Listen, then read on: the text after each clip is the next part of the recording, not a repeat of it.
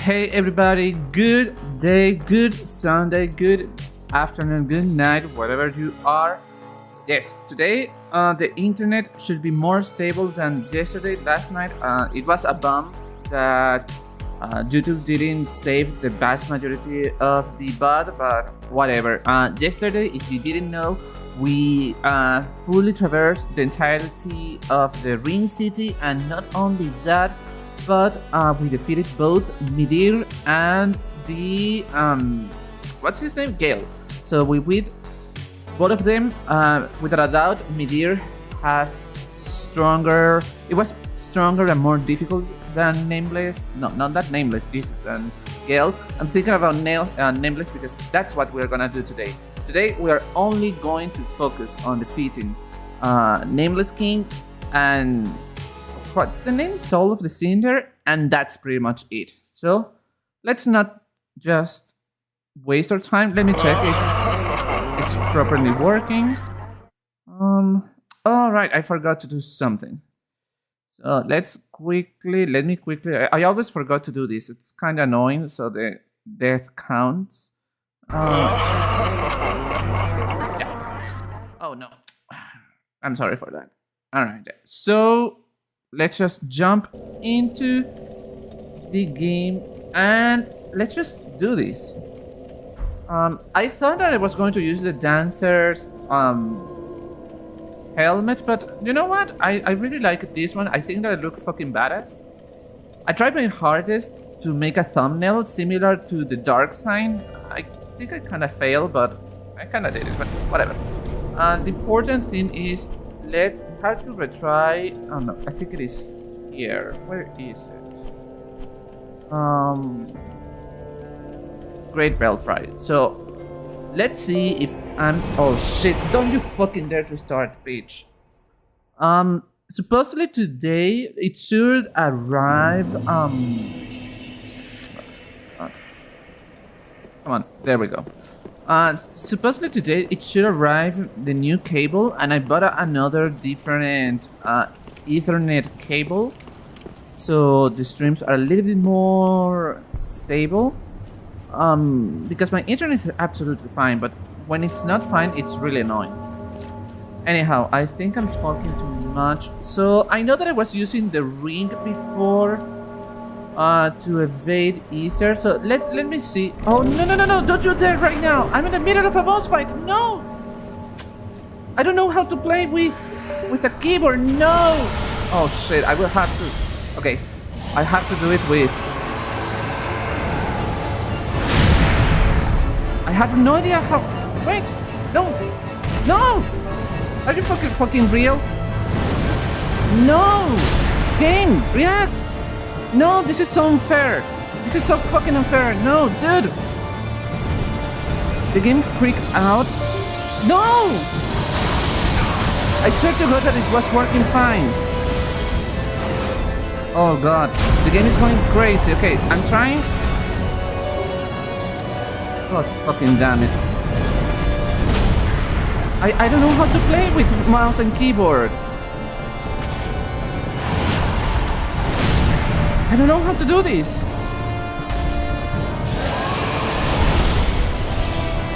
Oh God. That was so unfair. Really?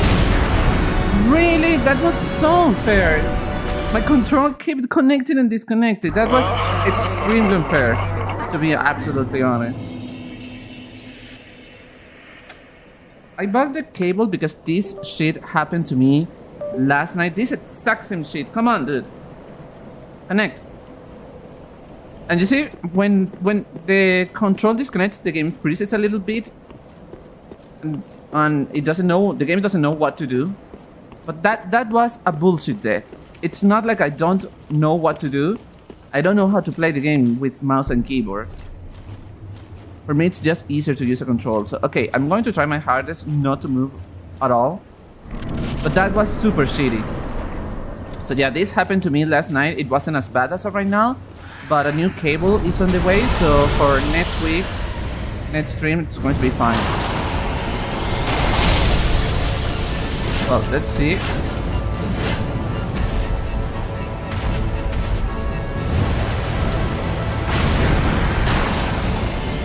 Oh shit. Yeah, I evaded way too early.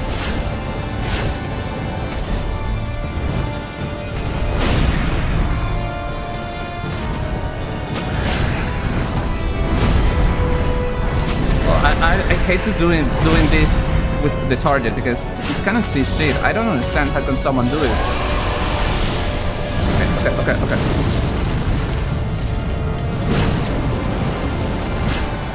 No! Oh god, I'm doing such a poor job. Okay, stop targeting. Yeah, no, I'm going to do it the way that I know how to do it, and it's not targeting. That was my fault. Alright, it's counting. Damn, I'm still shocked by that first try that fucked me over, if I'm absolutely honest. It was super unfair. Something similar, I said it last night, something similar happened to me while playing Resident Evil 4 Remake. In the middle of rooms with... No! Oh god, no! No! Oh god. Don't tell me that I will have to learn how to play with mouse and keyboard on this fucking fight of all fights.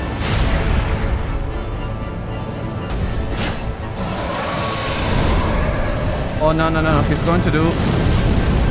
Okay.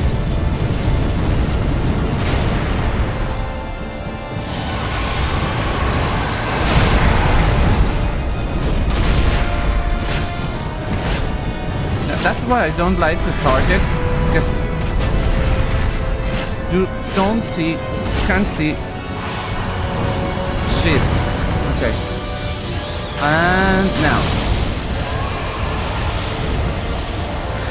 Now. Alright.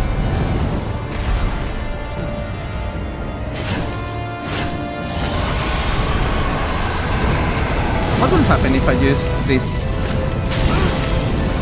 That's what happens for trying to be... What a waste opportunity. Oh god. Dude, run!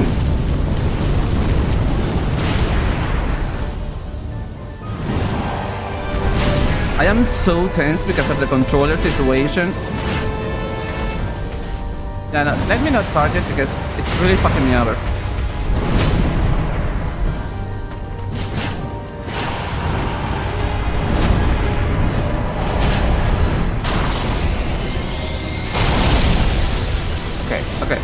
Okay.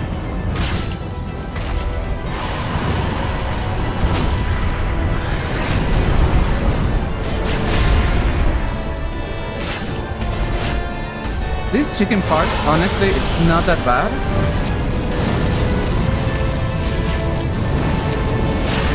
There we fucking go, bitch.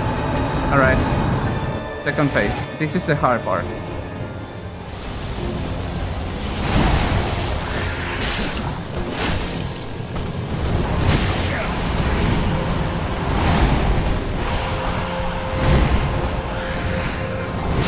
Dude, I was in the middle of a healing animation. I couldn't do anything. No matter what. Yeah, I'm trying to heal on the wrong times. Okay. Dude, come on, wake up.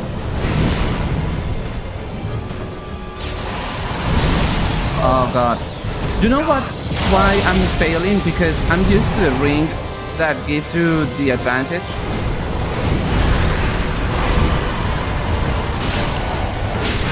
Yeah, I try to be greedy. I'm massively fucking up with this.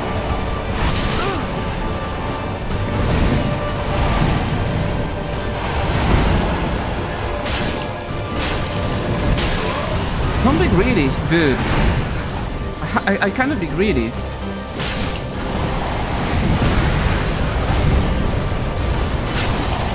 Oh, I did the exact same thing. Come on, don't be greedy. Come on! Nobody's supposed to do that follow-up. No! He's the second time that he does that, and I fail for that base.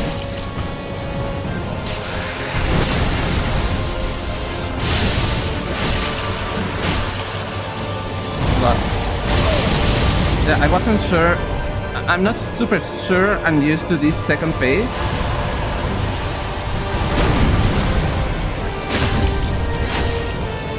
Come on, come on, come on. Fuck up this bitch.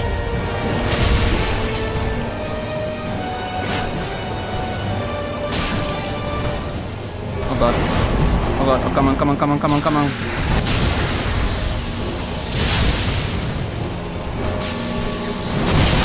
Oh, come on, dude. Okay, okay, I can fucking do this. Oh, I dodged at the super bad timing.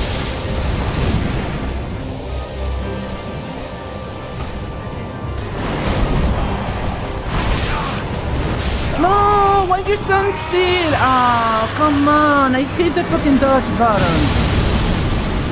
I almost had it. It doesn't help the fact that I'm super tense because of the thing that the controller disconnects. Like, imagine putting, what, 70 to 80 hours playing with controller and suddenly you have to play with mouse and keyboard? No. Supposedly the cable should have arrived by now, but whatever. You know how it's deliveries are. Kind of complain. I have to redo this. This is so annoying. This is the most annoying part of having to redo the chicken fight.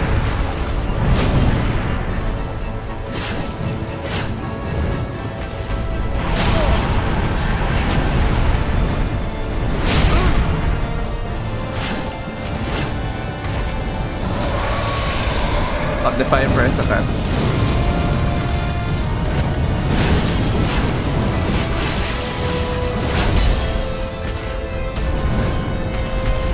Wait, I don't know what he's doing. Okay, let me heal because I don't see what they're doing.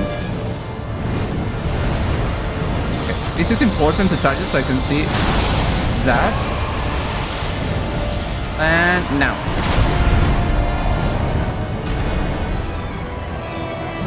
Okay.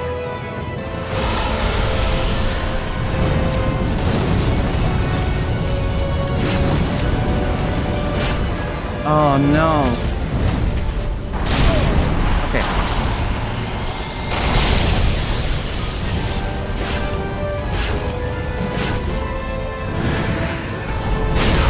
Yeah, I dodged. Super bad timing with the dodge. Okay, fire.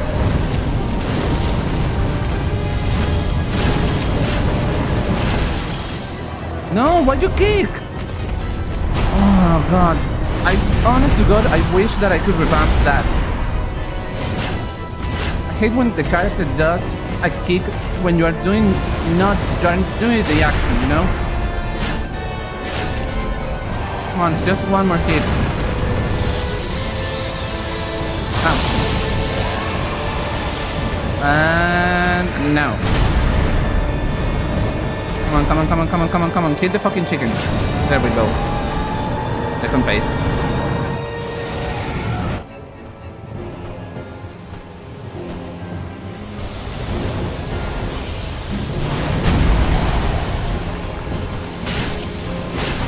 Come on, dude. You weren't supposed to do that. Kill. Don't attack. Don't attack. Don't fucking attack. It's not worth it. Now I can attack.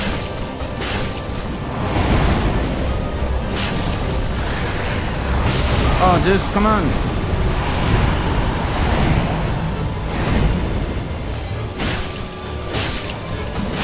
Okay. Good. And he's going to do the follow-up. And... okay, that... he made different combo attacks. Oh, come on.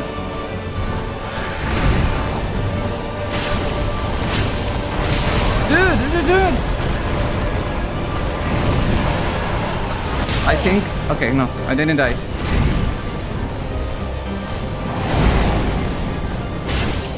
I was scared to doing another attack because I wasn't sure if he was going to follow up. Shit. He was going to... I thought that he was going to do exactly what he just did.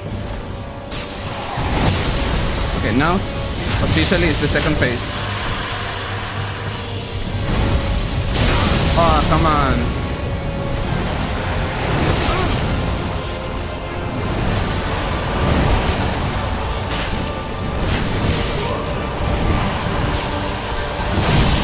Heal.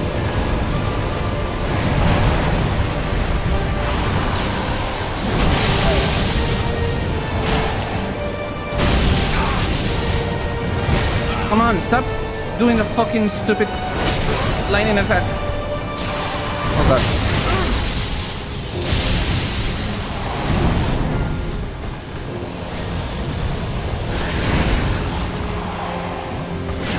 Dude, let me attack you. What the fuck? What the fuck? Why? Why this bitch untargeted him? That fucked me over. Okay, at least I'm consistently going into the second phase. So, let me do something. Just... let me try to go back with the sides because I feel like I'm going to do more damage with this one. But let me test my theory. And also I have a little bit more of range with this side than Frida's.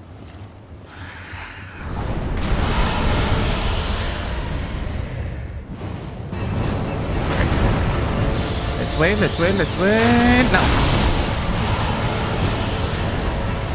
And now.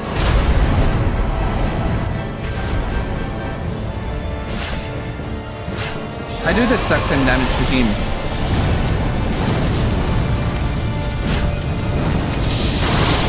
Oh shit. Oh, damn. Okay. Oh shit, the flying attack. Okay, just go.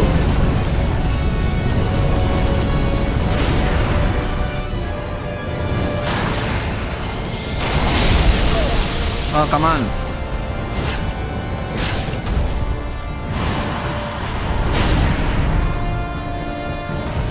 Let's heal using an ember.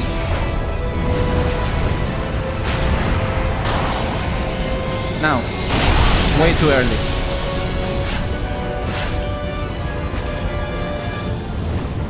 Okay. Let's wait. Now. And...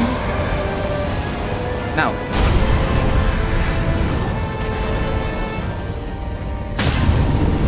Yes. Come on. Fuck you, bitch.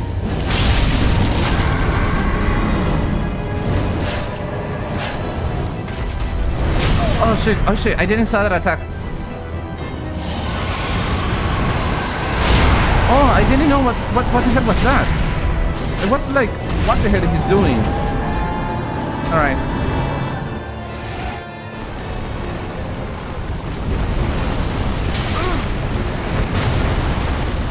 Just heal?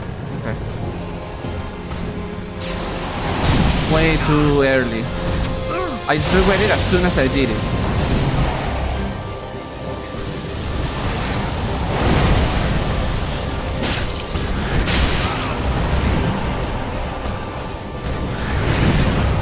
Okay, let's heal.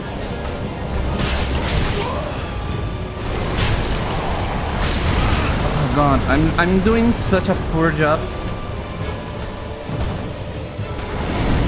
And it's really not helping the control situation.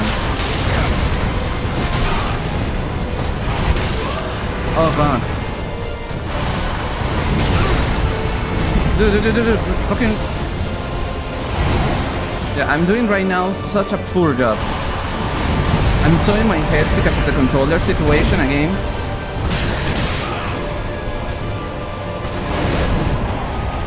Yeah, I had to heal, no matter what. Bad timing to heal.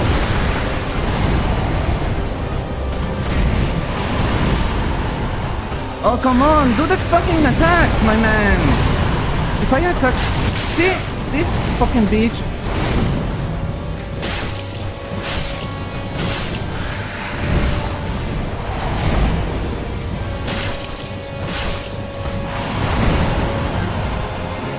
It really trips me off when he doesn't do the attack that he's supposed to do.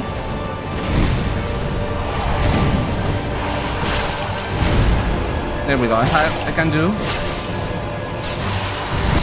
Okay, that's officially his second phase. There we go, I evaded, bitch.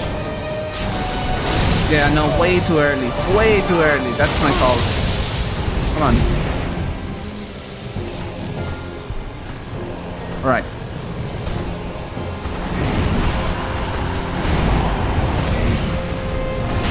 Come on, you never do the fucking follow-up. That's so unfair. That's so unfair when he doesn't do the follows-up.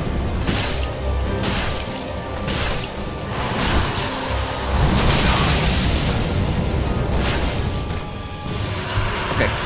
The same thing, the same thing. There we go.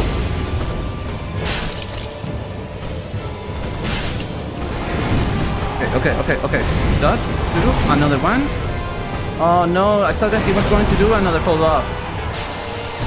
Oh shit, they didn't allow me to evade it. Bitch. God damn it.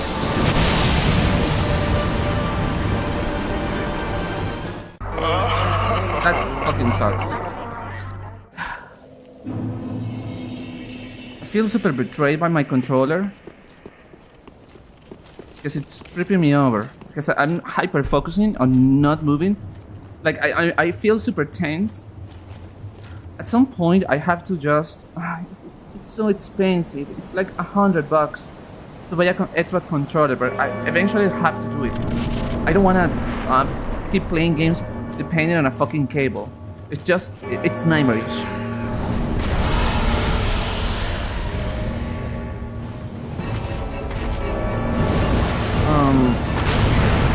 And there we go. I did it way too early.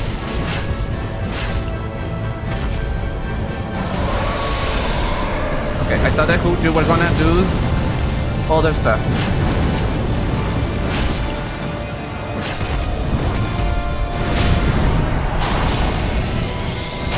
Okay, let me be here, take a chance to use an ember. Okay, I knew that he was gonna do something like that.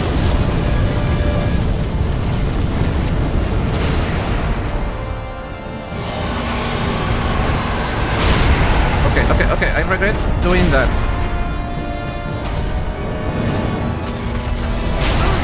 Yeah, I saw that you were gonna do that sweep attack. Oh, come on, I'm wasting... Okay. I wasted a ton of opportunities there. Alright. Alright. Let me uncharge it. Let me just fucking do this. The regular way.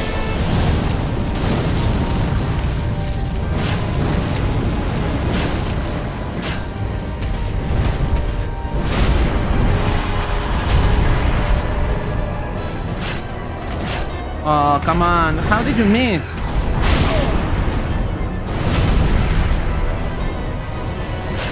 Oh, dude, come on. I'm super in my head right now.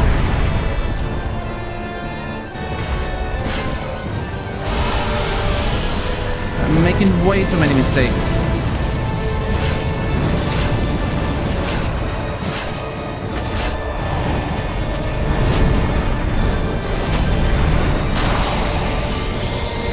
Come on, dude.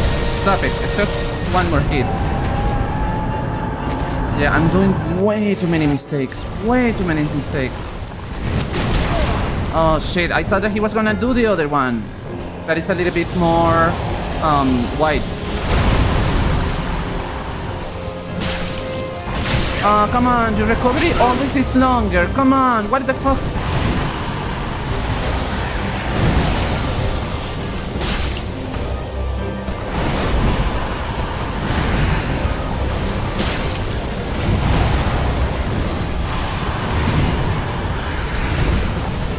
Oh shit.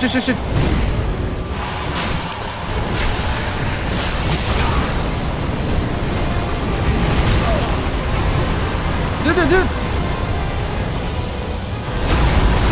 Okay, heal.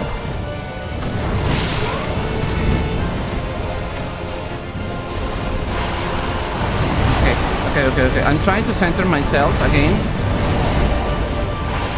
Why? No, it wasn't that time to do that. Come on. Oh, this bitch is doing anything but what he's supposed to do.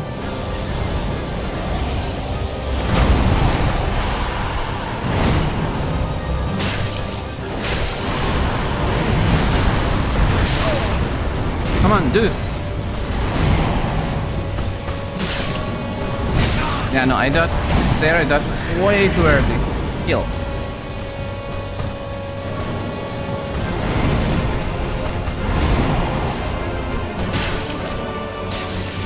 Okay. Second phase is fully in motion. There we go. Oh, I dodged way early. Okay, let's heal. I couldn't damage him, but I honestly prefer to heal. Come on, stop running away, bitch.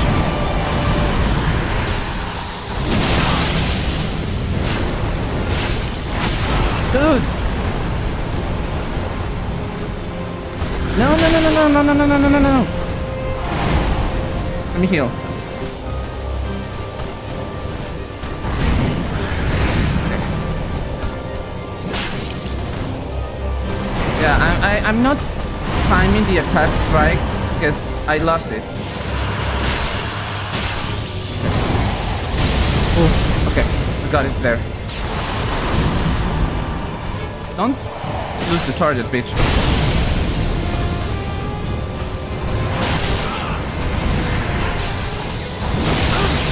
No, no! Why? I dodge! I pressed the fucking dodge button! I swear! Okay, let's heal.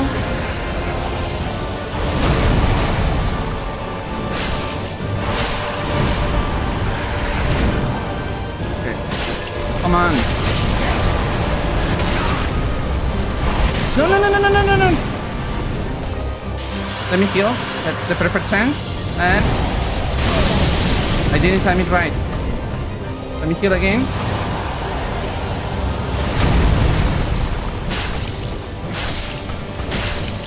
Bitch, just fucking die. Oh god, oh god, oh god, oh come on. Yes! Eat shit, bitch! Oh god! Eat shit, eat shit! That fucking sucked! Wish I could feel happy, but I cannot even move my other hand to drink water. Jesus Christ.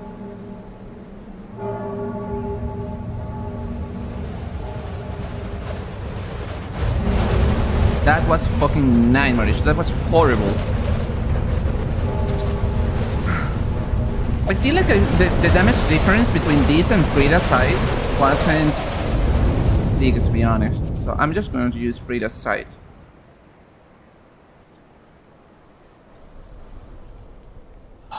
Jesus Christ, I feel like I'm going to have a heart attack.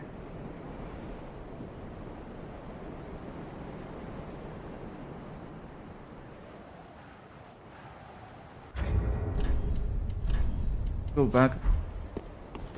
My fucking side. Happiness? Praise the sun.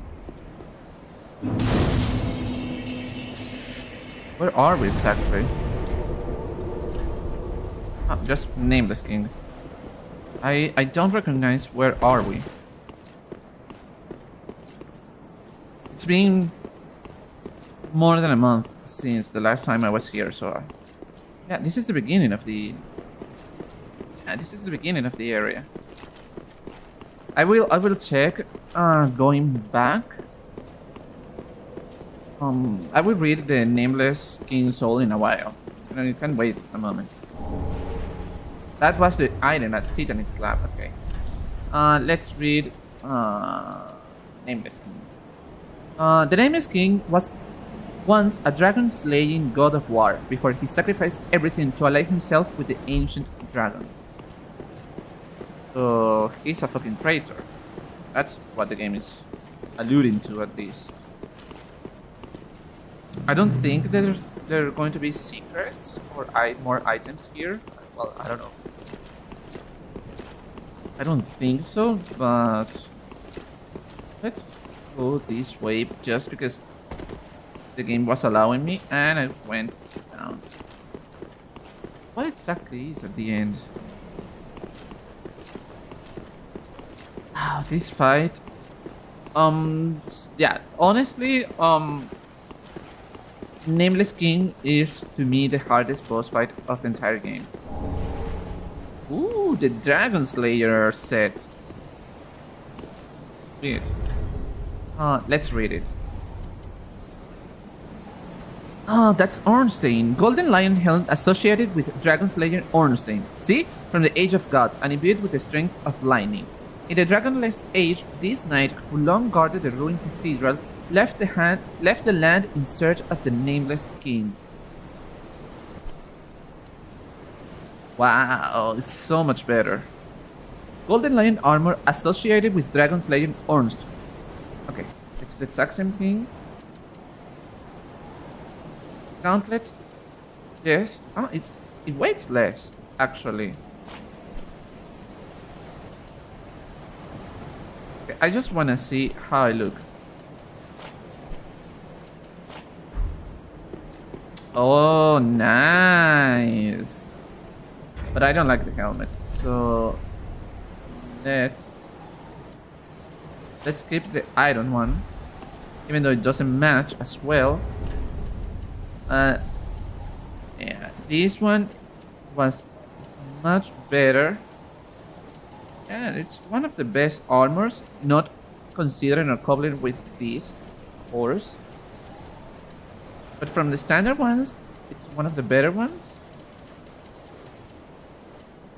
Of course, I can use the winged ones.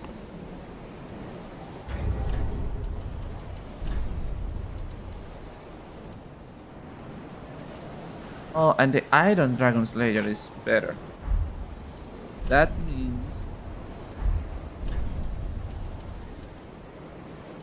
I can put just the Dragon Slayer one.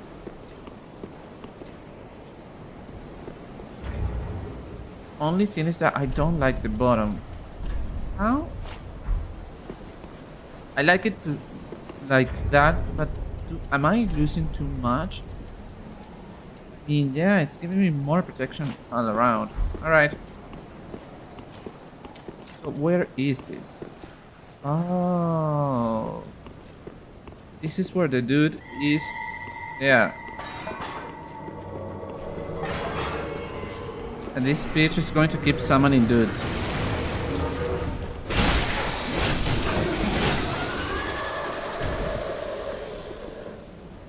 Alright.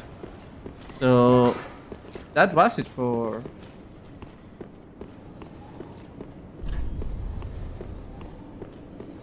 this area. So there should be... Oh shit! Damn, I was... Dude.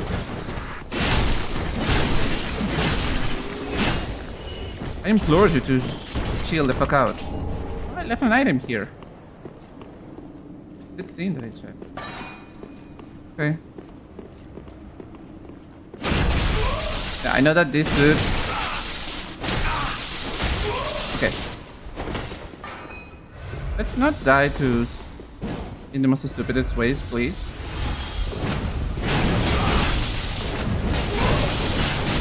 Okay. Tight corridors with the side is just... Fuck you, bitch.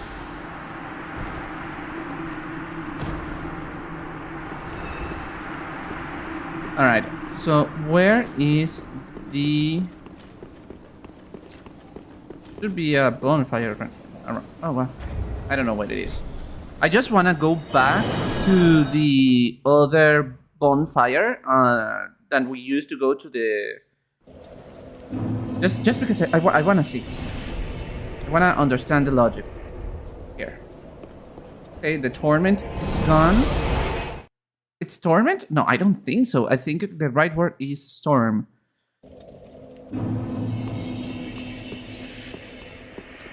Right, so this.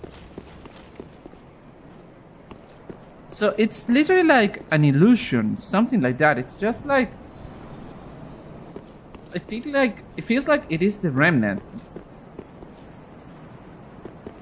Alright, so I honestly don't care about losing 89,400,000 souls because it literally doesn't matter right now at this point. But I wanna check before finishing the game. I wanna see something very quickly here with loot left.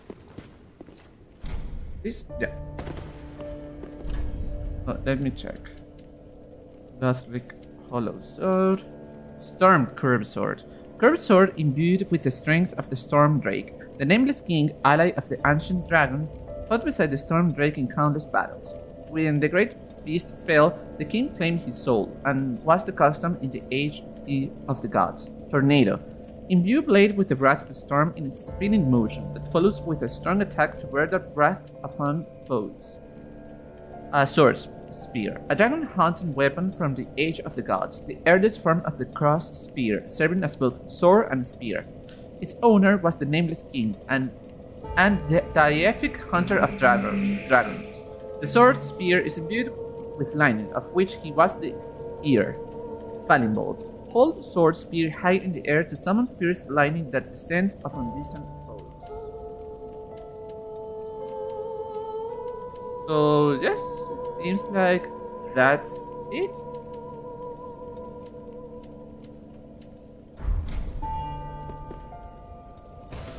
I wanna check if I have a particular sword. Let me see.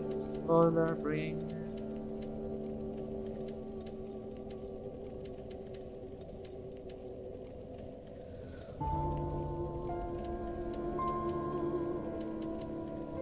Apparently, there is a sword that has the highest stats requirement. Don't remember which one. Oh well. And I fully upgraded the katana one for fucking nothing. Yeah, we don't have anything else. Let me check. I just wanna check. Maybe she has something new because I beat the dude. Mealwood. Ornstein. Oh, here we go. This is his set. Black iron. Before doing anything. Alright. Let's fucking read it, bitches. Where is it? Here. Golden Crown. Crown of the Nameless King, who was an ally to the ancient dragons. This golden crown, buried amidst long strands of bristling ash. Oh, that's ash. It's said to closely resemble that of the First Lord. Dragon scale armor of Nameless King, who was allied to the ancient dragons. Dragon's scales are razor sharp and cannot be burned. Bracelets of a Nameless King. Yeah, these golden bracelets, together with the golden breastplate and crown, are said to closely resemble those of the First Lord. Dragon scales are razor. Okay. Ashen. Okay, let's check. Okay, it's not better.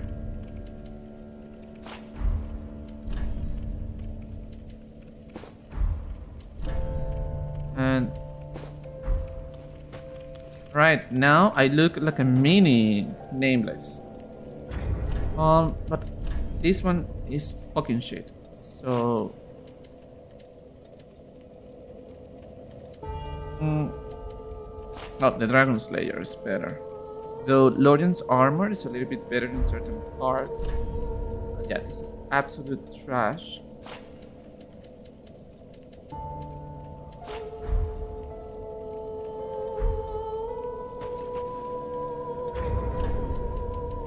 The Dragon Scale, there.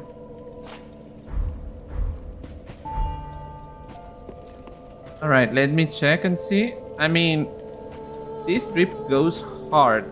I think I have a lot of defense on everything that I need to have. So it's time to just go to the Flameless Shrine.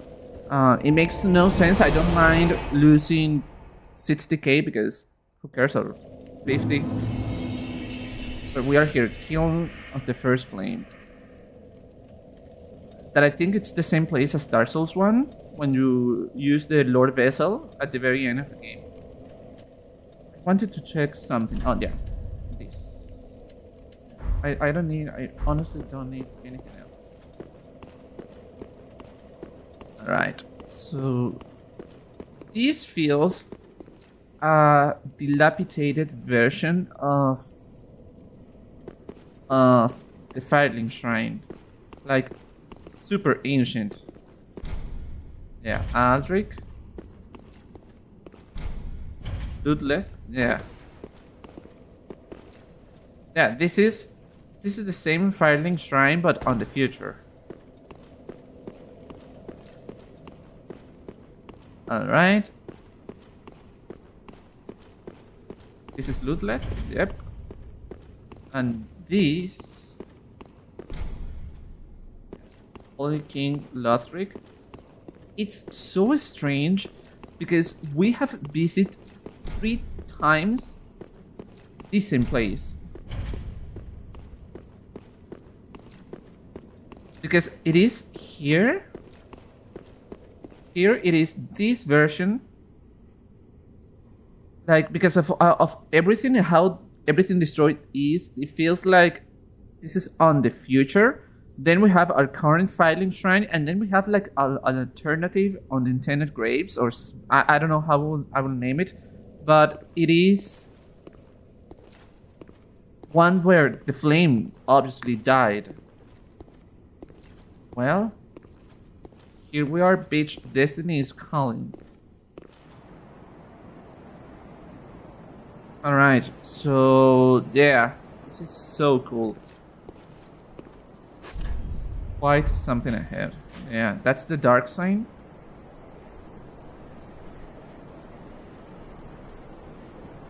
Yeah, this is where we started the game. Or very similar to. How is this place called? Oh.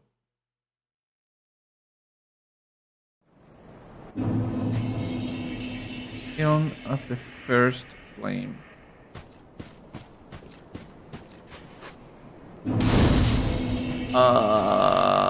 Wait. What an interesting name. Flameless Shrine. Okay, I know that this is stupid what I'm doing. I just, before doing anything, I wanna check up that area. Because I wasn't expecting being teleported. I thought that was going to be another bonfire for the lols. But I'm really proud that it's been an hour, less than an hour, and we beat Nameless, considering that it took me hours. Oh, of course. Oh, I thought that you could come here. So yeah, this seems like a final amalgamation of everything, of every place, of every... Probably here it is an Orlando. Maybe there is a little bit of the infrastructure from Rangelic. I think it is the setting for Dark Souls 2. I don't know other castles from Dark Souls 1 as iconic as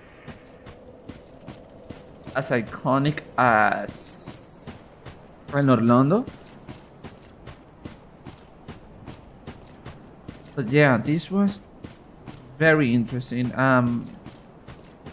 So I know that we're heading towards the end of the game, literally. That's so cool. That is so incredible cool how you can see the dark sign slowly going in. Alright. So this is a place where there has been a lot of battles. So have to fight.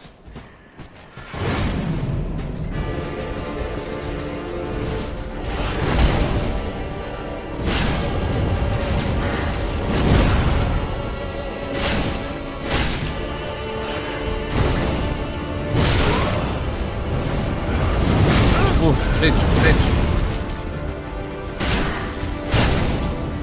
Wow, I don't know how this dude evaded me.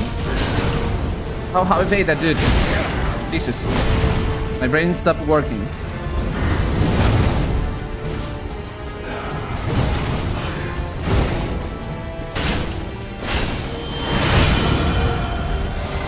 Oh shit, bitch, what are you doing?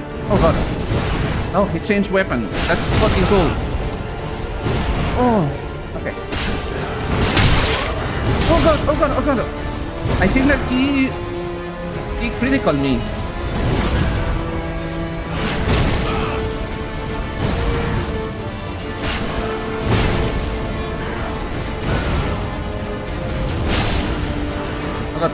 Here. No, no, no, no! Why? That's unfair.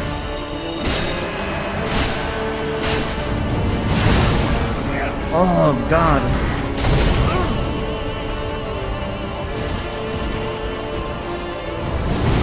Let me heal.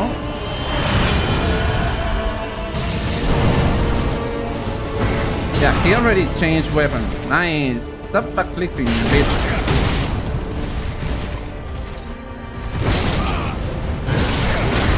Oh god, oh god.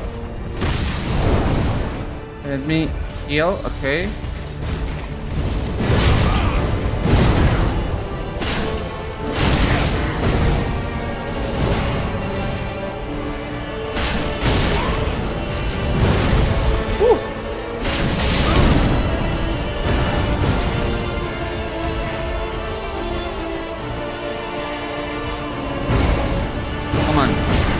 I just beat.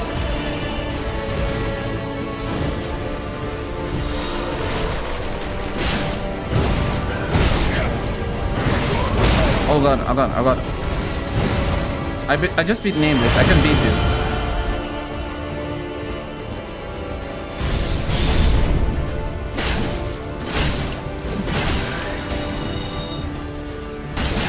There we fucking go.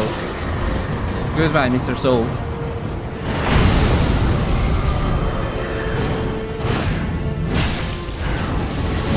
Oh god, oh god, oh god, oh god. Oh god. That hurt. Oh, this is so fucking good.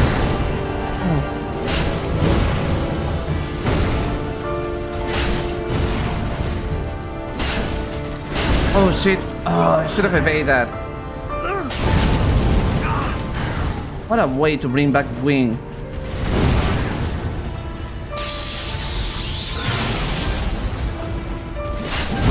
As long as he... Oh shit. This fight should be so much easier if you know how to parry.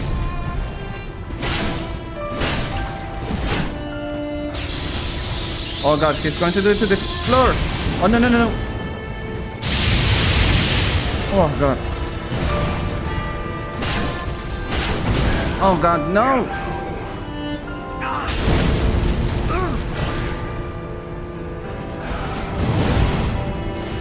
Come on, heal. Heal again.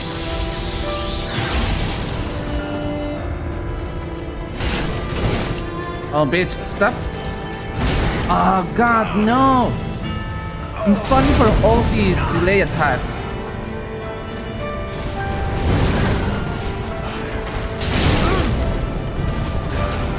I should.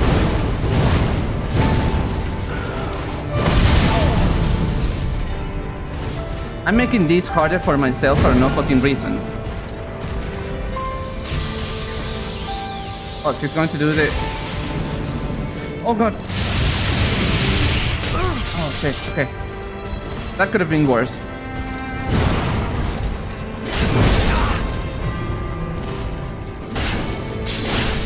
There we fucking go. Fuck you, bitch. Hey, I can't believe that I defeated the final boss fight. One try. Soul of the Lords. Soul of the Lords.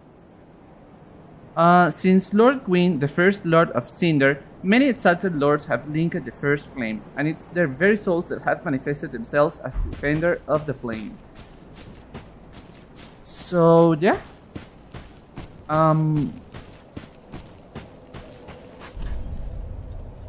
Price find work. I did it. Oh, I can summon the Firekeeper. Yeah. Let's do it.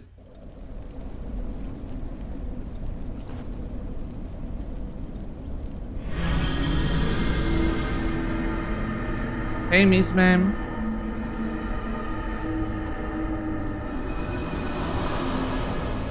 So we're here. Oh, you're so pretty.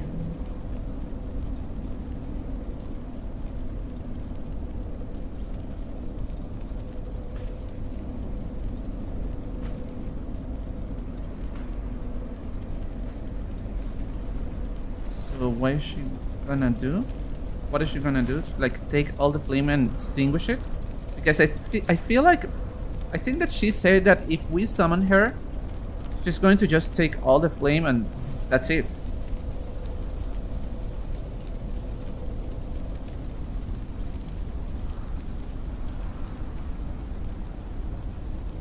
That's everything that's left? Like an ember? So...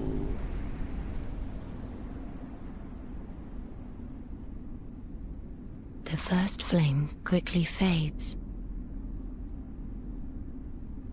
Darkness will shortly settle. That's so menacing with the sight right into her neck.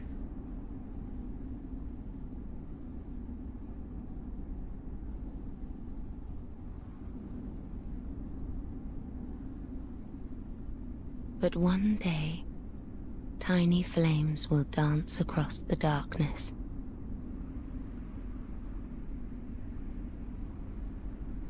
Like embers linked by Lord's Pass. Alright. I think we're ushering into a dark age.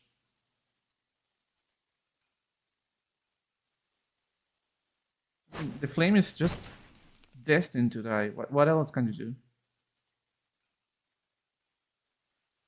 Hey Ashen Deepin. One, hearest thou my voice still? Yes?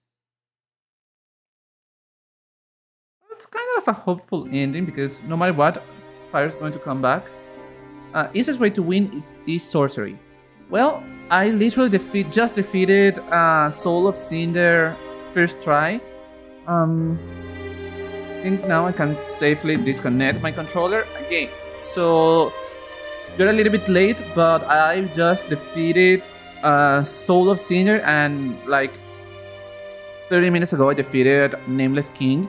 I really enjoyed Dark Souls 3. Of the 3 Dark Souls, I see myself replaying this one the most.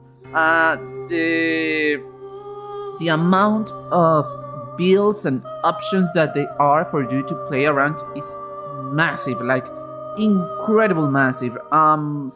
You can play around with so many weapons, and at first it seems overwhelming, but I think that the possibilities of what you can do, the more that you play, it becomes bigger and bigger and bigger what you can do.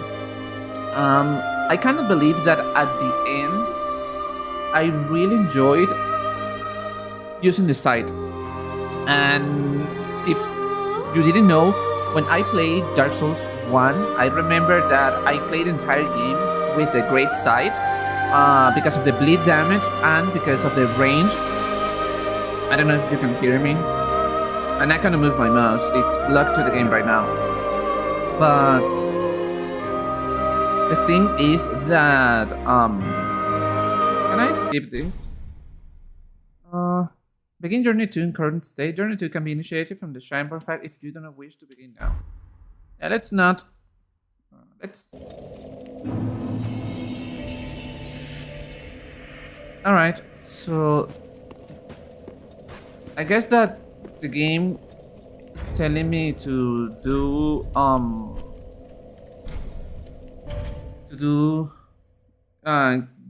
new game plus. It's not something that I'm going to do right now. In fact, let's close the game as in right now.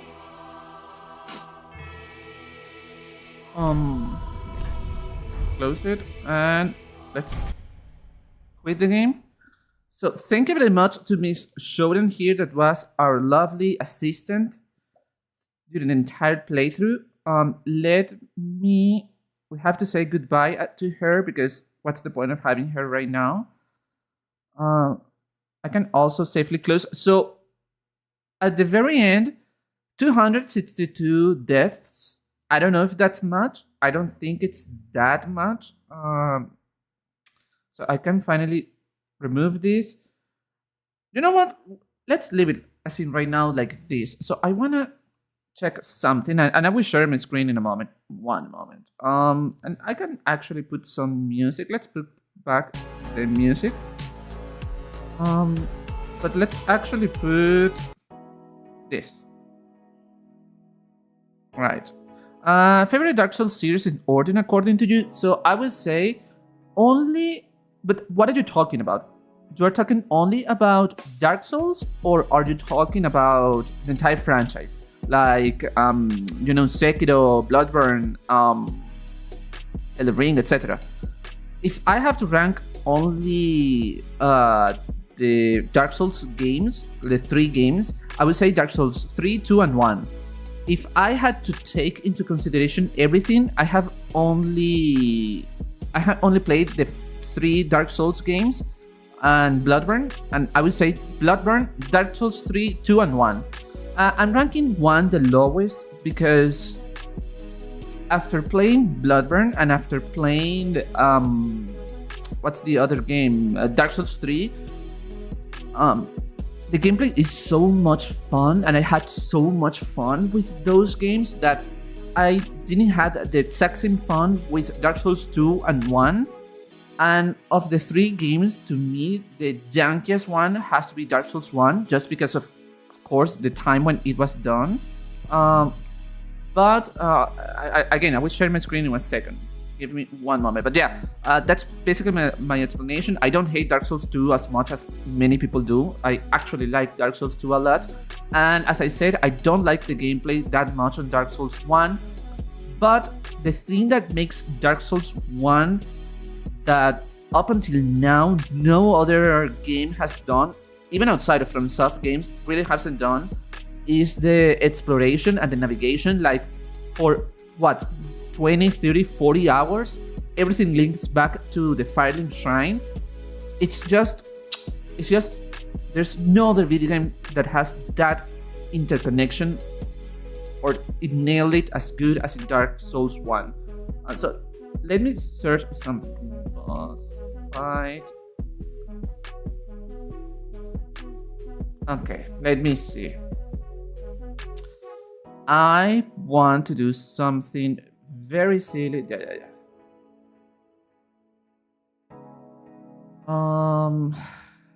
Alright, so now I can change the screen and we can change it here. For you, Deepin is Dark Souls 2, 3, and Dark Souls 1. Hey, that's great. That's great because I know that there is a lot of people who just plain or straight up hate Dark Souls 2 like with their heart and soul. But I don't. I really like Dark Souls 2. I don't think it is as good as Dark Souls 3, but I can see that Dark Souls 2 was vital for... not all the boss fights are here. Or, well, I will check in a moment. But, yes, so Dark Souls 2 really isn't that bad. Alright, so I want to do a quick tier list of all the boss fights. Oh, no, wait. I don't want to... Here. Let's make it this a little bit bigger. It's annoying me, all the pops up. Let me... Oh, whatever.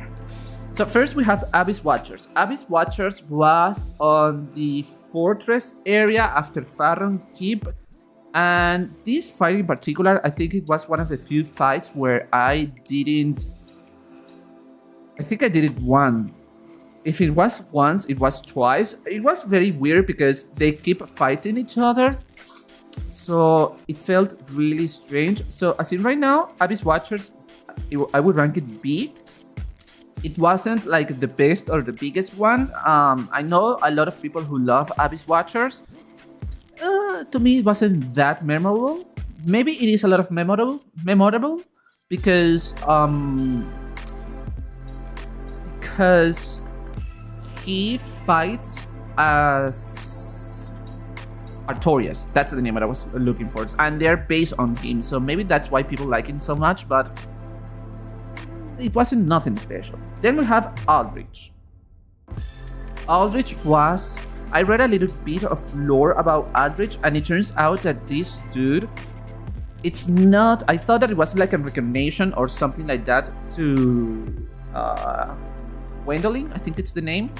I thought it was that a recognition of Gwendolyn, but no, this is a dude that literally, well, his name says it. Aldrich, I would say that I will put it here also, because he was fighting a lot as Gwendolyn, especially in his second phase, but yeah, it wasn't anything big. Abyss Watcher is connected to Dark Souls 1 Artorias. Yeah, I know. And they are like, it's not like their sons, but it is like everything about Artorias was passed a long time, and Abyss Watchers are the result of that. But the fight itself wasn't anything special, if I'm absolutely honest. So we have Ancient Wyvern. Sadly, I will have to put Ancient Wyvern here because it's just a gimme fight. You have to do it in a very particular way. I guess that if you're patient enough and you have a lot of heal items and again patience, I would say that sure, this could be a fun fight, but it's just a gimme fight, to be honest. Then we have Champion Gunder. So we are fighting him on the Untended Graves, and he's going straight to A because that was a very challenging fight. I really like, I think it's one, if not the only boss fight of the entire game that doesn't have any type of phase. At the beginning, I think, like for the first seconds, I think that he just attacks and that's it, and then he consumes something that his eyes go red. That's the word I was looking for. So his eyes go red, and then yeah, and then that's it. But for the vast majority of the fight, he remains the same, and it's the same movesets, and that's something that I really enjoyed about his fight. Then we have this bitch straight to D, and this was the Grave Tended something Wolf and the Champion Grave Tender. So this one was a massive flop, and this dude, we fight him on, I think it's a secret area, kind of as a secret area. It's a secret area of the painted world of Ariandel. He is at the very bottom. This fight was unremarkable. It's just a regular NPC dude that then mid-fight he summons a big wolf, and that's it. And even the big wolf isn't special enough because by this time we already fight 3 of the same wolves in the area, and I think that he's a little bit bigger, a little bit more aggressive, and has more HP, but honestly, flop. Did you notice Champion Gunder attacks are similar as Dragon Slayer armor? I don't remember. I really don't remember all the movesets, but it makes sense because Champion Gunder also uses a lance. Maybe the attack that is a big thrust, but I don't remember. Crystal Sage. This one was on Faron Keep. I don't know if I put it as a D or C. Okay, let's just put Crystal Sage here because this dude, it's not a very difficult fight. It's just a tiny bit of a gimmick fight, and you need a little bit of luck and RNG luck because on his second phase, he just teleports and summon copies of him or them. But yeah, it's nothing special. Then we have the tree, the Cursed Rotted Greatwood. It was similar to the Ancient Wyvern in the sense that it was a gimmick fight that you have to hit like the bulbs, something like that. The only reason why I put it here on C and not D is because you have to hit him on the crotch, and that's very funny to me.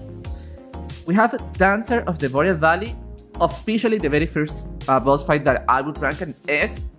Definitely one of my favorite fights of the entire game, and not only that, it's one of the most memorable fights boss fights that I had on any game. Like, she is so fucking good.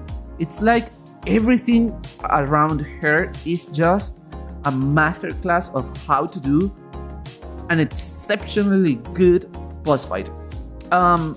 One, because I really like that for the first phase she's using just one sword, and then you are like fuck, and she's like, fuck it, and then she just takes another sword, and she just starts to dual sword you, and she becomes very dangerous very fast, and if you don't time your dodge right, she's going to fuck you over. So there is that. Secondly, I don't know what they did to her, but she moves so slow compared to other enemies, and it feels like if the game runs at 60 FPS, it feels like she's going into 30, something like that. I don't know.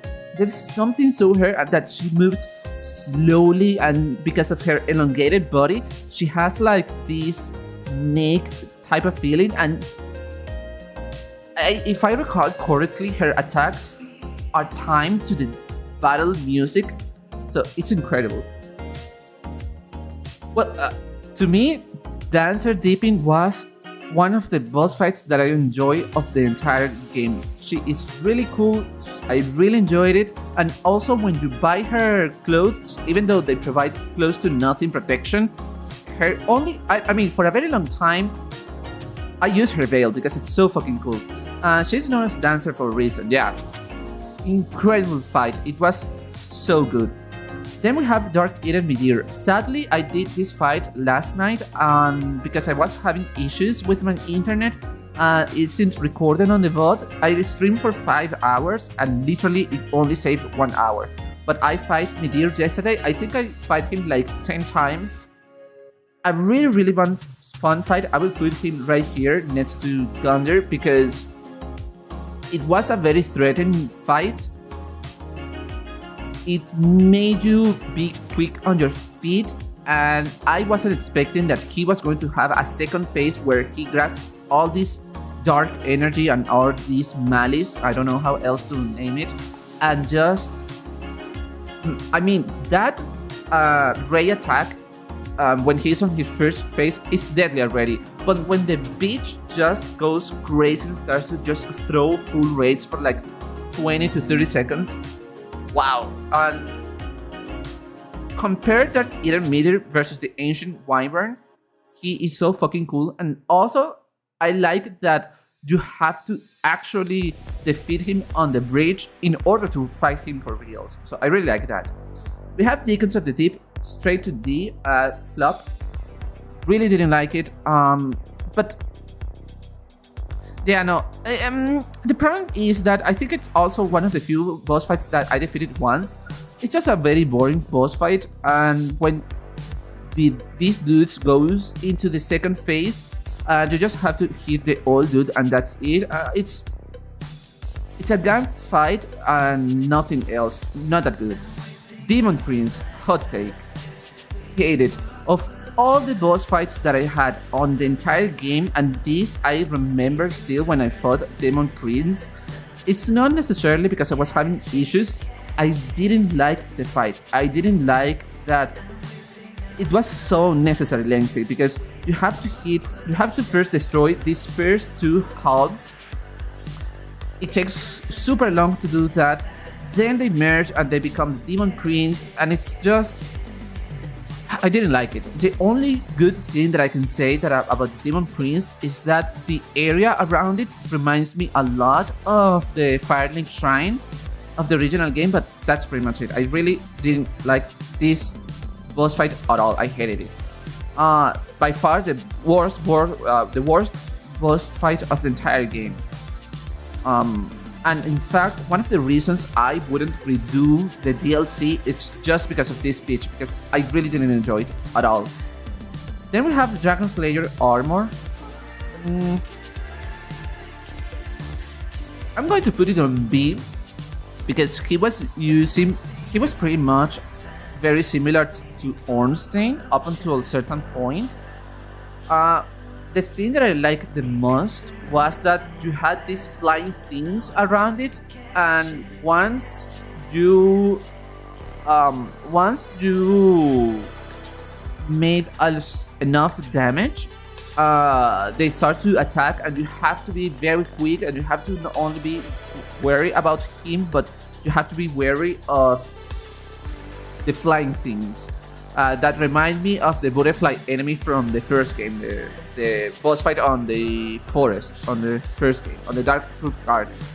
Nothing special, nothing bad, nothing wrong. I don't remember too much. The only thing that I can say confidently bad about him is that his bonfire is here and the next bonfire is here. It's like literally you give 20, you walk for 20 seconds and there is another bonfire. So that was massive oversight from Deads. I still don't know what happened there. Then we had Half-Light, another massive flop. I don't understand why she was a boss fight or why she considered a boss fight, because she was nothing. She was just a regular NPC that you have to fight her. First you have to kill the big dude and then you just fight her. It's really not that complicated. I did this yesterday, sadly, again, it wasn't saved. Then the only good thing about her, in fact, I will put her right here. The only good thing about her is that she summons someone, or is the big dude that summons someone, that they use the same cloths and they use the same attacks as the dudes that are protecting the painted wall of Ariamis on Dark Souls 1. When you have to go into the painting and you have to traverse the rooftops, not the rooftops, but it's nearby the rooftops, and you have to traverse like on thin tables, and there are several enemies of these white enemies in there. It's a fucking nightmare, and they start to throw you daggers just like they did here. So it's literally a reduced enemy from Dark Souls 1. I like that. I don't understand the significance of this, but whatever. Udet's Gander. It's just a tutorial boss fight to tell you how to play. I will say that of levels of these, between the Crystal Sage and the Tree, he's definitely the best, but he's just the first boss fight. And then there is this massive surprise that Gander, he has this black thing that explodes for sentient enemies at the very beginning of the game, and you will encounter that in the rest of the game. But yeah, I really. I enjoyed the game. That boss fight, because I mean it's a tutorial boss fight. There's not much that I can say. You only played the game for like 10 or 15 minutes and you already had fighting, and you have to do it in order to go into the fighting shrine. I will say that the dude that is wearing the Ochigatana, I think that he's more dangerous than Gundyr himself. Then we go into Lothric and Lorien, and I will put him here on B.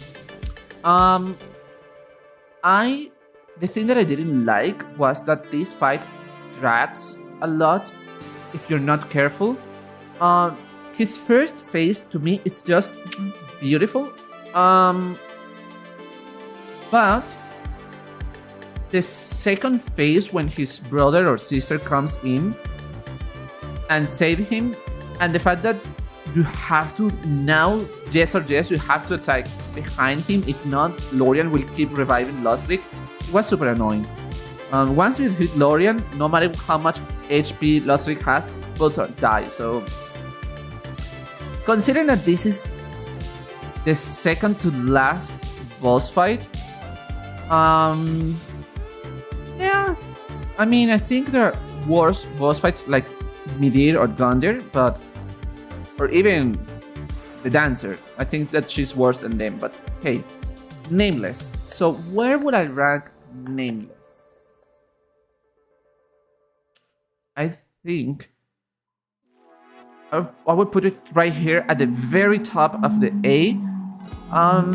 The problem with Nameless is that there's a point, because he's very difficult, but there's a point where doing the part of killing the chicken to actually fight him, it's really annoying. Once you have died like 30 times or so, it just becomes annoying. Otherwise, solid boss fight. He makes a lot of cool moves that it seems it's very clear that either he is Gwyn or he is Gwyn's son, or he's related to Gwyn somehow, because I could tell that he was using a lot of movesets similar to Gwyn, not exactly the same, Only on the ones that I feel like they were exactly the same were the electric attacks and there was one thrust attack that he does that it's very similar to Wings. So I really enjoyed it, but the only reason why I don't put it right here up here it's because he is such a difficult boss fight that really there's a point where it feels like a chore having to let me just lower the volume a little bit. It's a chore having to keep redoing and killing the chicken. It's just Jesus Christ. There was a point where, I mean, the last time I tried to fight Nameless, that was like 2 or 3 weeks ago, I posed myself of, okay, I'm going to actually kill him.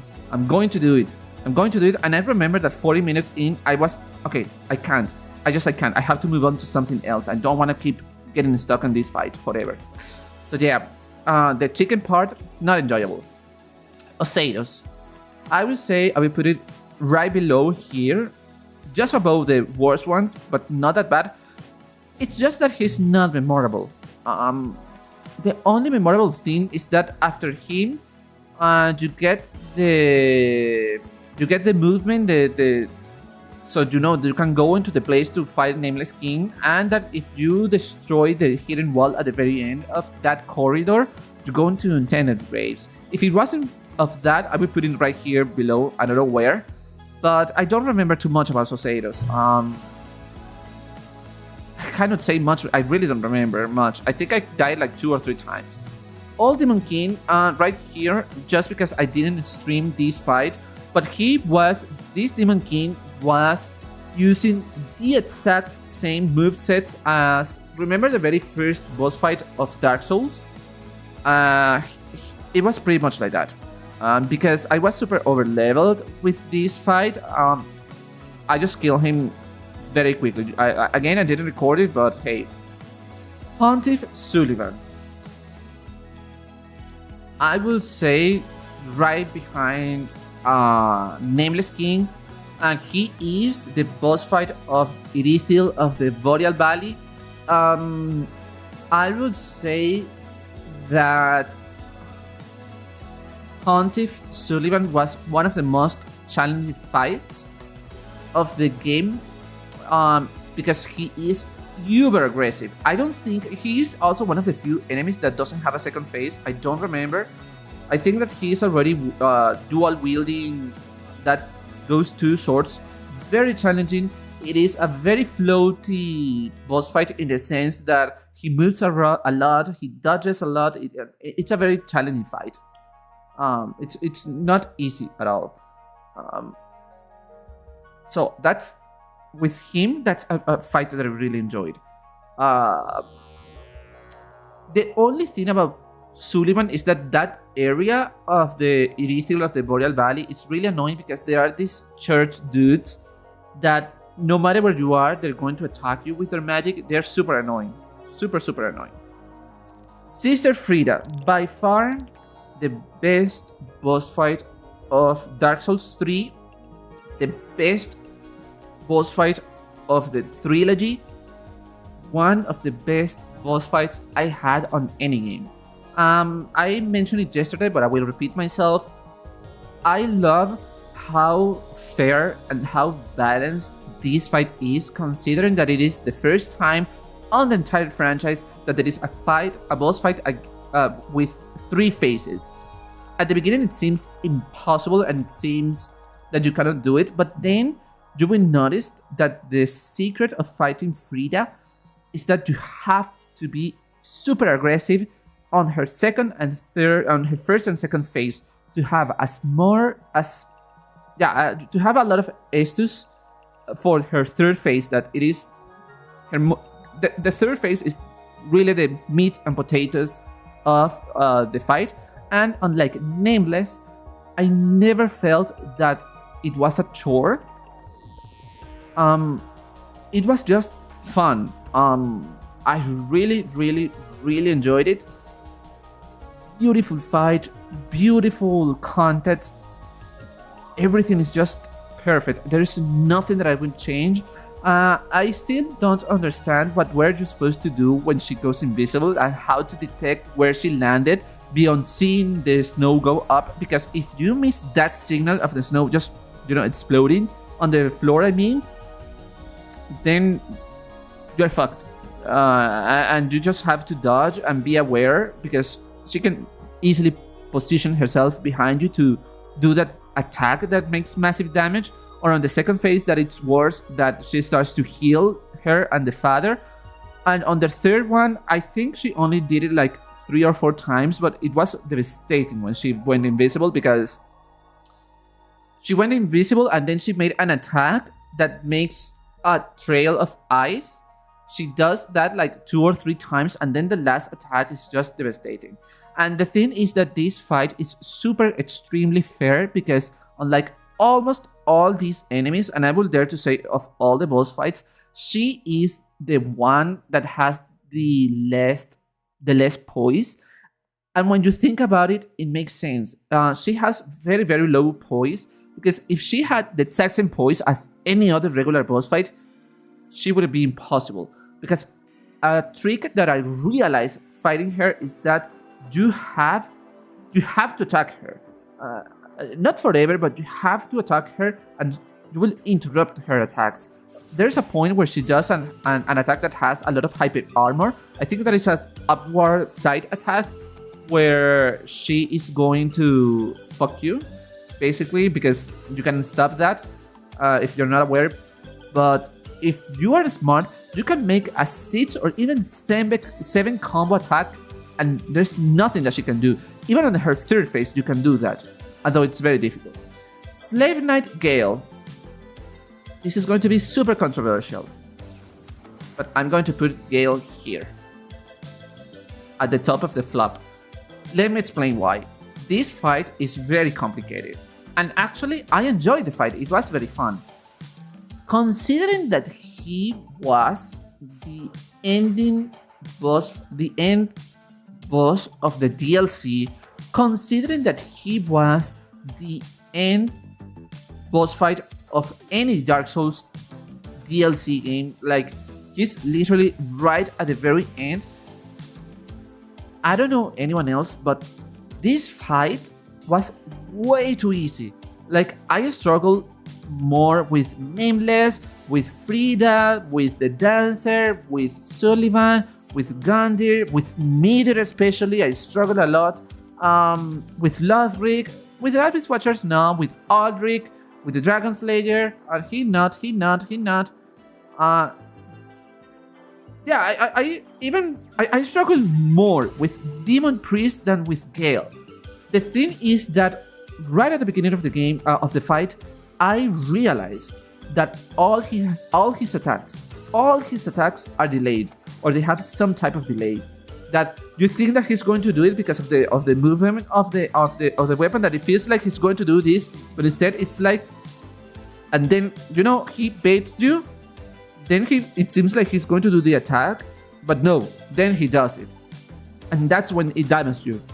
And if you dodge when he's preparing the attack or on that bait attack, then the dude is going to land your attack. But if you put yourself in your mind that all his attacks are delayed attacks, defeating him, it's really not that difficult, to be honest.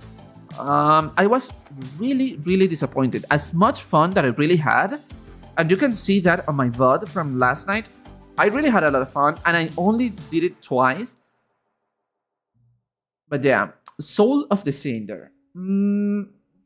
I would put Soul of the Cinder right on the start of C, because he is the final boss of the game, and he's a representation of pretty much everyone that has linked the flame, and that's why he changes his art attacks. I don't know how to call it. How he changes positions, he changes weapons, he changes the strategy, and he kind of acts.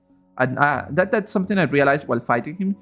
It feels like you are fighting on the first phase. It feels like you are in a PvP, that you are fighting someone else, or it feels like you're fighting another human. I don't know how they did it. Um, and then he, in his desperation, he literally just decided to go into one of the most epic waves and just big win, basically. And you have a rematch against Wing, which I can see how can be this super emotional, but the boss itself wasn't really that bad. And as you saw, I defeated him once at the first time, so. Then we have Ward of the Boreal Valley, another controversial position, maybe about Soul of Cinder, mostly because he was the second boss fight of the game, I still wasn't used to the controls, I was still learning everything.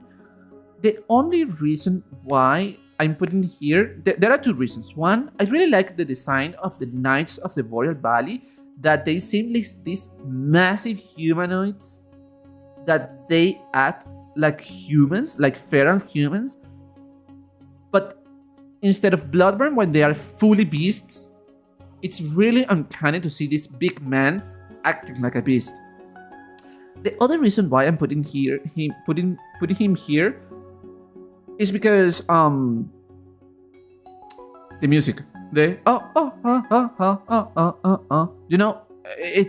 was just laughing my ass off fighting him. I thought that song was going to be way later into the game, and I was surprised that it was pretty much at the beginning of the game, the meme song. Then we have High Lord Wolnir. I'm going to put it right above here. There are, in my opinion, 3 gimmick fights on the game. The 3 where you have to hit certain places. Then we have the Ancient Wyvern that literally you have to go above him and drop down to kill it. And then we have Wolnir, and Wolnir with him, I will say that of all the gimmick fights, he was the one that I enjoyed the most. But it's just a gimmick fight. Yes, it is a giant dude, yes, but all really you have to do is be close to their hands, destroy the bracelets, the golden things that he has on his hands, and you kill him. And then we have Jorm the Giant, which I'm going to put it right next to Demon Prince. This is the last gimmick boss fight of the game, or there are 4 now that I think about it: the Wolnir, the Wyvern, the Greatwood, and Jorm. Because the way to defeat him is that you have to grab his weapon, or a weapon that it is on his stage, and you have to charge the attack and release it. I really didn't like it because there's close to no strategy. All you have to do is charge attacks, evade like crazy, and just release the thing. It's, considering that he is a giant, and considering that on the cutscene he seems like this massive thing, and it seems like he's going to be this very high and very difficult boss fight, he was very disappointing, like extremely disappointing. So this is my final position. So by far the best fight of the entire game, and as I said, of the entire trilogy, it has to be Sister Frieda, and the worst one, Demon Prince, and then it goes Dancer, and then Nameless. These 2 fights of all the entire game, I would say that if I replay the game, I would just do it for these 2 boss fights alone, because both of them offer something unique, never seen in many games, and you have to be very gutsy to add a 3rd phase to a boss fight. Frieda reminded me to Ultimecia. If you have never played Final Fantasy VIII, there is a character there called Ultimecia, and you fight against her, and I think that she is either 4 or no, I think it's either... Yeah, no, she has 4 phases, because first you fight Ultimecia, then you fight a summon, then she merges with the summon, and finally you fight the final form of Ultimecia. So she reminds me a lot of Ultimecia, that it seems just impossible. It seems impossible. I would say that Ultimecia is harder than Frieda, because Ultimecia is actually one of the hardest final boss fights of any Final Fantasy game, but whatever. The point is that it seems impossible because Ultimecia keeps just changing and changing and changing. The same thing with Frieda. But yeah, this will be my my tier list for this. Let me save it. Oh no, I cannot save it. Okay, well, whatever. It doesn't matter. I can just take screenshot. So that is my decision about that's my decision about the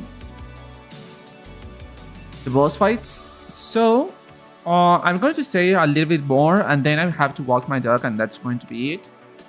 But to finish up, instead of just finishing everything, let's do something different. Where is it? So here. There we go. So let's play some Power Wash Simulator. I already did all of this. I was doing it on my free time because I love this game so much. So let's just do it here. I think what game? Oh, I know. I was doing Tomb Raider. Yes. There we go. I was just pretty much starting this. So let's just play a little bit of Power Wash Simulator. Hey, Azrael. We both have 344 subs. Oh, that's cool. You missed it, but I already finished the game. I finished it like 40 minutes ago. Today I beat Nameless King and Soul of Cinder, and I just made a tier list that I don't have any issue of showing to you. But well, no, I can tell you. To me, I don't know you, but to me, the best fight of the game has to be my top 3 best boss fights are Sister Frida, then it comes Dancer of the Boreal Valley, and then Nameless King. Oh, thank you, and it's super cool that you just beat Gale. I was so disappointed with Gale. That to me, because there was so much hype with him, I thought that he was going to be this big and massive enemy and this very difficult enemy. I honest to God thought that because there is so much hype behind him, and it was so easy, and it was, I don't know, it was so disappointing that, I don't know, to me it's easily Gale. He's not necessarily one of the worst boss fights of the game, because that would be very disingenuous from my part, but he's definitely one of the most disappointing fights. I think that he is even more than Soul of Cinder, but I think that I also was super high level for Soul of Cinder. But Gale, man, I feel like it was a waste, because Gale, I don't know if I'm right, but I feel like Gale, all his attacks are delayed, and because of that, if you realize and you are in your mind that, oh, you have to dodge all his attacks, and if all his attacks are delayed, then that means that my dodges also have to be delayed. I was more annoyed that you can go to the castles in the distance. I was running through the desert for a while. Yeah, no, it's just decoration. From what I saw, I think maybe I saw wrong, but I feel like the castles are a combination of different places. I think on the background it was an Orlando, of course, but not only that, I feel like one of the castles at the background was also the castle from Drangelic, from Dark Souls 2, because it looked very similar. But maybe I don't know, we'll have to do a research about that. The only thing left is from that area, there is like, there are two mini bosses, and it is a lady and a dude that drops a champion Titanite slab, but otherwise, yeah, no, it's just a barren land. Which it is very interesting that trying to awake the princess means that the world is shattered and go into a full desert. So I don't know. I don't understand what that means. I don't understand if I feel like the same as I feel like the Princess Filianor was similar to Gwendolyn. She was holding the things up until it was impossible to hold it anymore, but I don't know. Oh yeah, she kept spamming her lightning arrows. Yeah, that's the only annoying part. And she has that massive club that I think that it's not a club. I think it is a lance that has a body, something like that. I killed her really quickly. Yeah, no, she was nothing. She was the lady that you help her if you want to heal me, dear. She asks you to. Because I was also very confused at the beginning. I made a quickly Google search last night, like, who the fuck is this bitch? And I didn't realize it was the same lady. But yeah, I was really disappointed with Gale. It felt like, I was expecting so much more. Like, I was honestly expecting Orphan of Cause difficulties, like in Bloodborne. But Gale was nothing. Like, I struggled way more with Midir. I honestly struggled, like, I had a very difficult time. So, as in right now, my final account is here at the end. I died 262 times. On the very first, I would say 4 streams, I was forgetting to hit the bottom. So, I don't have any trouble to adding and rounding up to a nice number.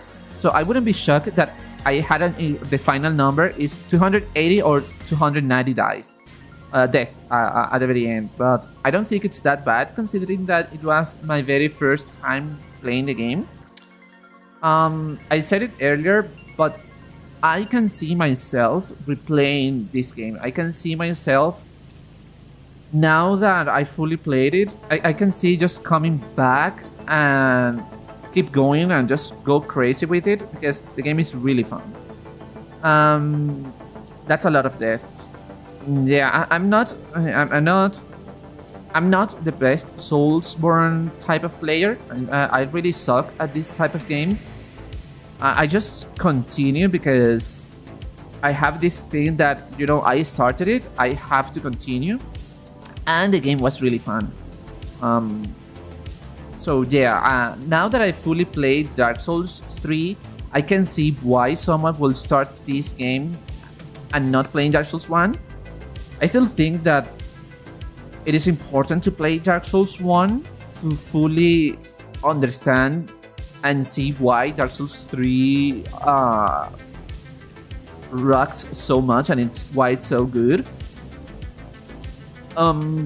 But honestly, of all the Dark Souls games, 1, 2, and 3, I feel like this is the one that I can see myself replaying the most.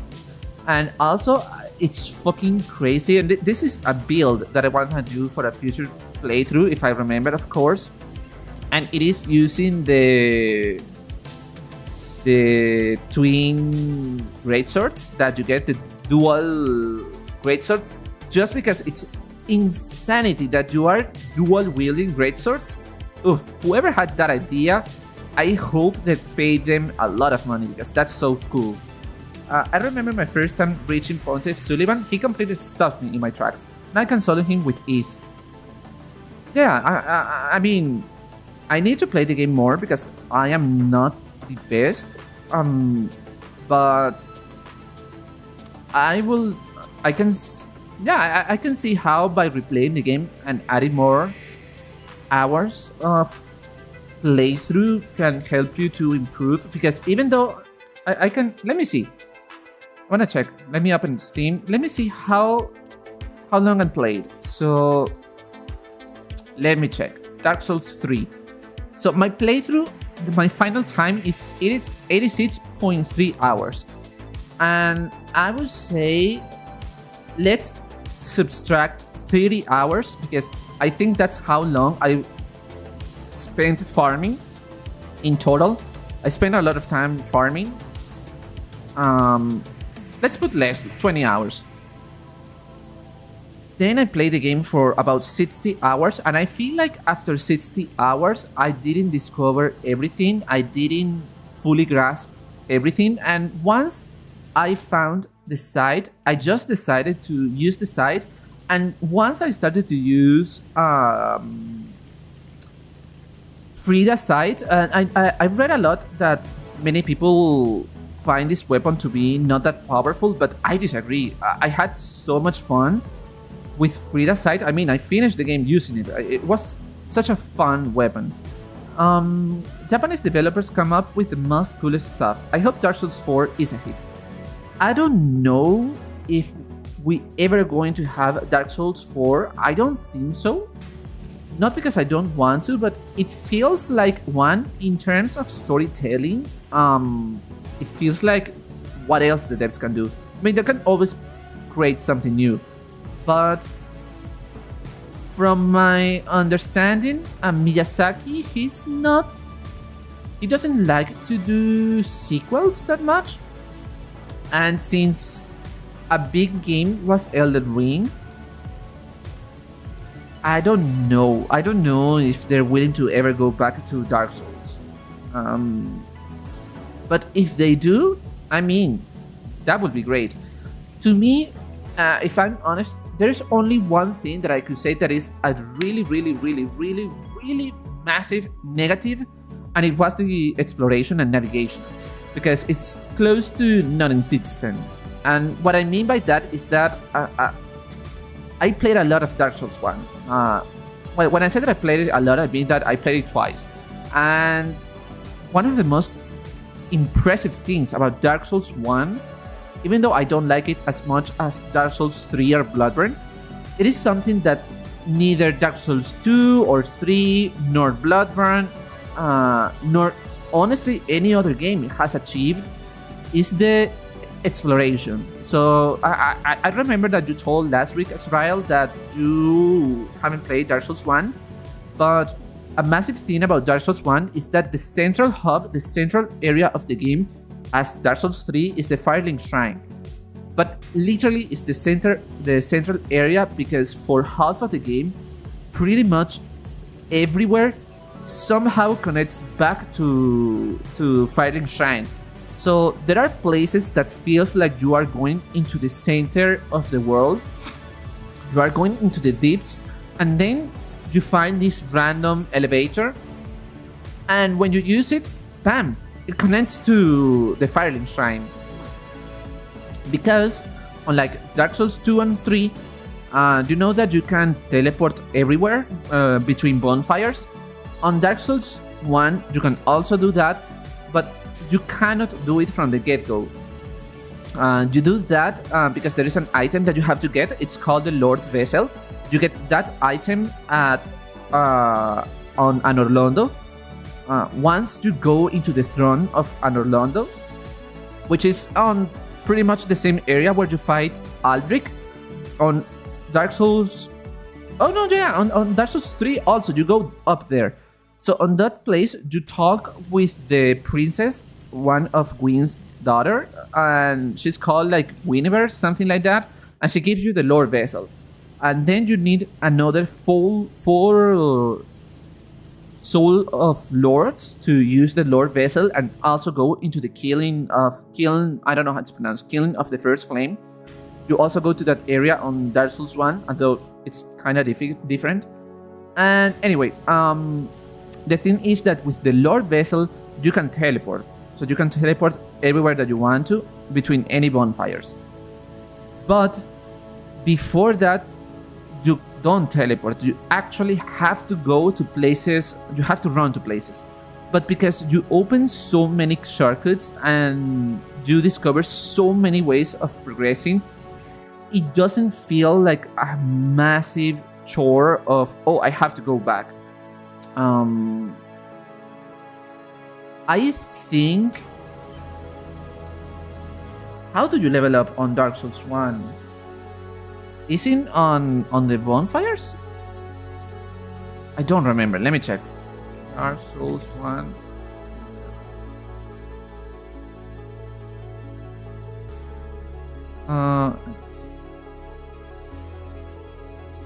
Oh, okay, yes. I forgot about that. I just quickly googled it because I don't remember it. On Dark Souls 1, you level up on bonfires. So you don't have to... There is not an NPC that you have to go back, because I was trying to remember, do I need to go back to the Firelink Shrine? And no, you don't. But there is something that I really don't like that much, if I'm honest. On the game, there is an item, I think it is, that you can burn or use on the bonfire. That I think that you have to activate humanity or add humanity towards the bonfire itself. Because on regular bonfires, on any bonfire, when you rest, you heal back your HP, your Estus flags are regenerate, and all enemies appear again.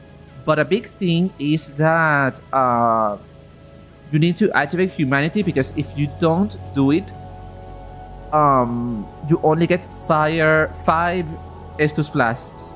Meaning that, for example, if there is a particular bonfire that you use humanity in that, and now you can get 10 Estus flasks, and you go to a different bonfire and you restart, you will only have 5 Estus flasks.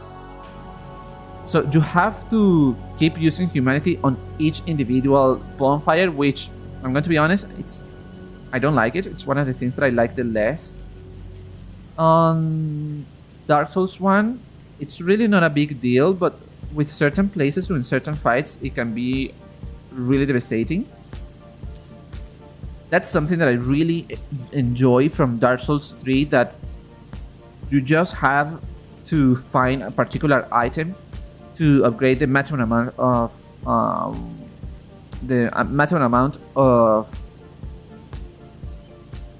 Estus flasks. But you can do also something very similar as Dark Souls 3, in the sense that you can use a particular item that will make your healing with the Estus more powerful, and that will remain with you no matter what. But yeah, it's super annoying having to use different bonfires to have more Estus flasks. It wasn't the best move, in my opinion, but hey, what could you do? So, just so if anyone is here and listen to me, you may ask yourself, well, what now? What are you going to play? Because I was thinking that if I beat the game, what I'm going to do then, and I wasn't just feeling like just talking and that's it. And I'm going to be playing Age of Mythology. That's going to be for next week. But here's the caveat, and this is officially the last stream I'm going to do on English. Since next week and on, all my content in my channel, I'm going to change it to Spanish. I'm a little bit scared about that, and if you wonder why, I need to upload more into YouTube, because I'm kinda stuck right now with views, with subs, etc. But especially with views. That's honestly, I don't care about subs that much, but I do care about views, and it is so crushing working on a video for what, 2 months, something like that, and then the end result is very low views. And one of the things that is holding me back is the language. I don't consider myself native on English, but I think that I have a decent. I can speak on English.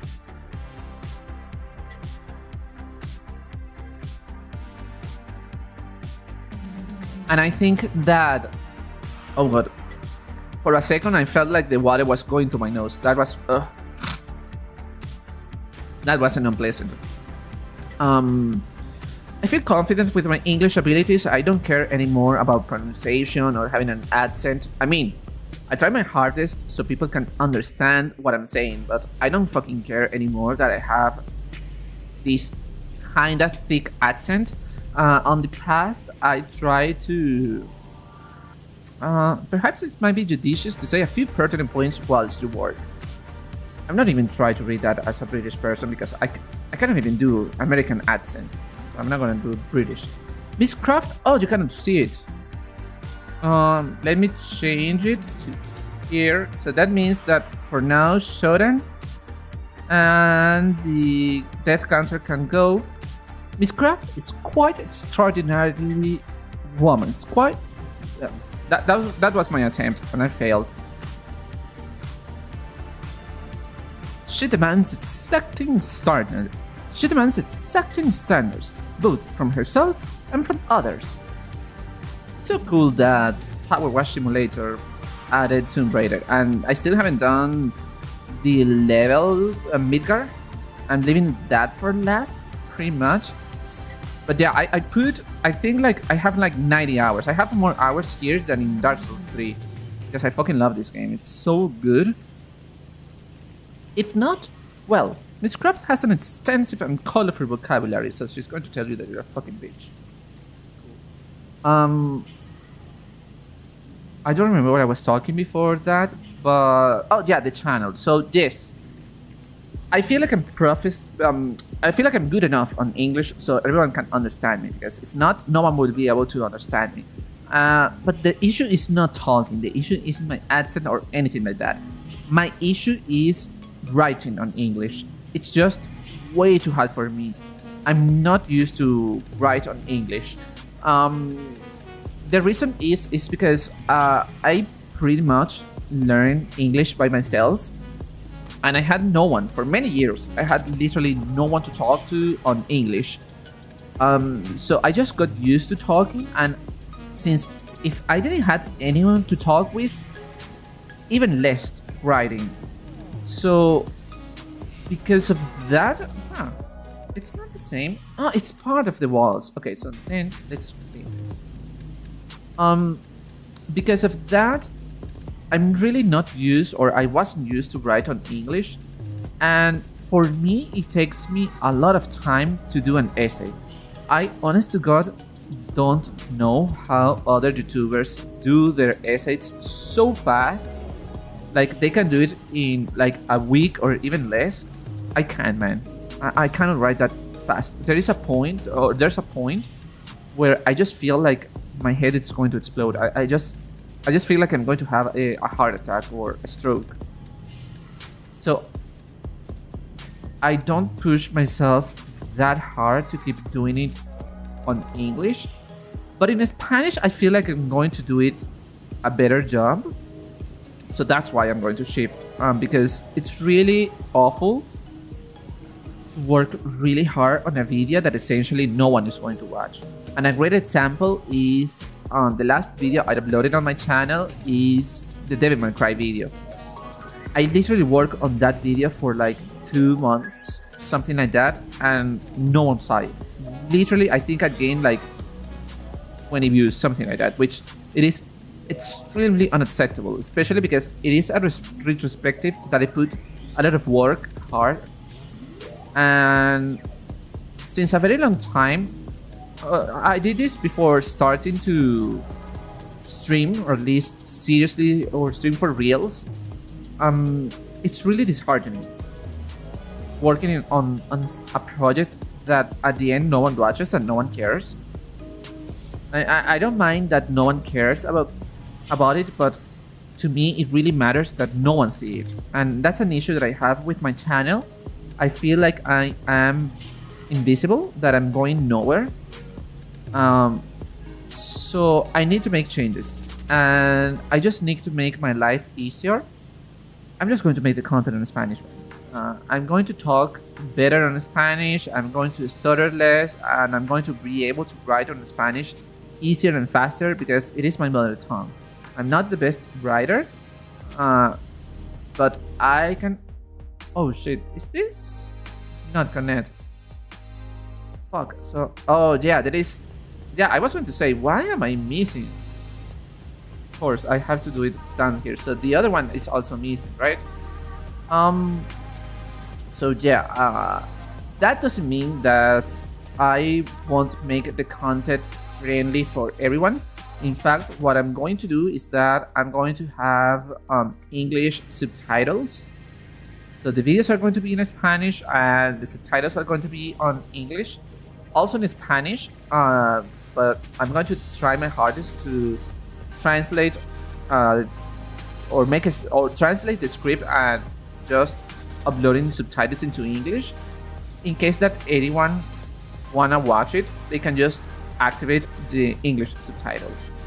But yes, I know that the amount of people watching content on Spanish is going to be less than in English, but at the exact same time, I feel like I'm going to have way more possibilities with Spanish than in English, because it's like, quote unquote, a niche community. There's not that many people, or not at the exact same volume as on English, because with English, anyone on planet Earth are doing content, whereas with Spanish, people either from South America or Spain are the only ones that are going to be interested. So I prefer to focus on that community than instead of trying that everyone sees my videos. And again, I'm going to make it as friendly as possible and just add subtitles. And if you really want to see me, you will be able to. But you have to turn on subtitles. And I know that a lot of North Americans don't like to do that. So, I mean, and I know that it's possible because there is a lot of streamers and YouTubers that do gaming reviews and play games that are very successful. So if they can, why I can't? You know?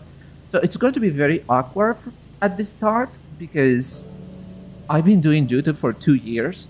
Literally for 2 years I've been doing YouTube. Let me see when I uploaded my first video, actually, to talk with property. Let me check. Because I think it was like around November. I think it was. Okay.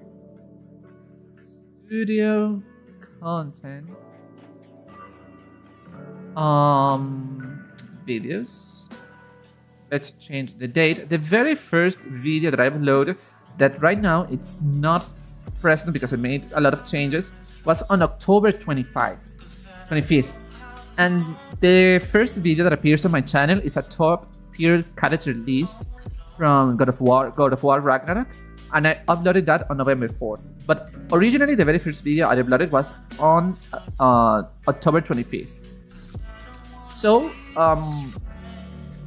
almost 2 years. So I've been doing YouTube for 2 years, and I feel like I'm still right at the very beginning, like in the sense that I haven't really gone too far, or I feel in the exact same place as I was 2 years ago, with the difference that I know what I have to do, but I don't know how to achieve that. I kind of know the mistakes that I'm doing, but at the exact same time I don't. And if I need to upload more frequently, sure, I can do that, but I need to make changes and keep doing content on English. I think at this time, at this moment, it's more a hindrance more than anything else.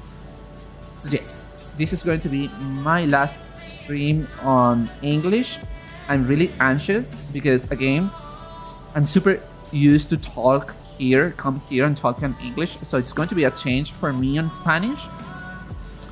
And once I fix my internet connection problem, I was looking around and I saw that apparently I can do multi-stream, meaning that I can stream on YouTube and Twitch at the exact same time. I just need to have a stable internet connection. So something that maybe I will start to do is to multi-stream on both Twitch and YouTube. Because why not? I will just have to do some panels. But yeah, I will. I'm more than willing to just go ahead and have that. The only thing that worries me is the chat. I will have to look up. I kind of read it a little bit, what to do with chat and like merge it, but I have to read, you know, so I'm able to see it, because that's the issue. How the hell do you see the chat from YouTube and the chat from Twitch at the exact same time? So if I can add a widget or something like that that allows me to see the chat, that won't be then an issue. But yeah, I'm really excited. So I talk all of that, and I didn't fully explain, but next week the game that we're going to play, as I said, it's going to be Age of Mythology Retold. It's a game that I wanted to play it on the day of launch, but because I didn't finish Dark Souls 3, and I took like a month on August where I really didn't stream on August. Maybe I would have finished the game earlier, but whatever, I don't care. I'm just going to play it. Then we are going to be playing Silent Hill 2. Oh, and I forgot. I didn't show it. Here I have my Silent Hill 2 shirt. There we go. So I forgot to mention about this. Oh, and I can bring the preview. So I forgot to talk about my Silent Hill 2 shirt. I'm prepared for the game. But as I said, I'm prepared for the game. I'm not going to play the remake.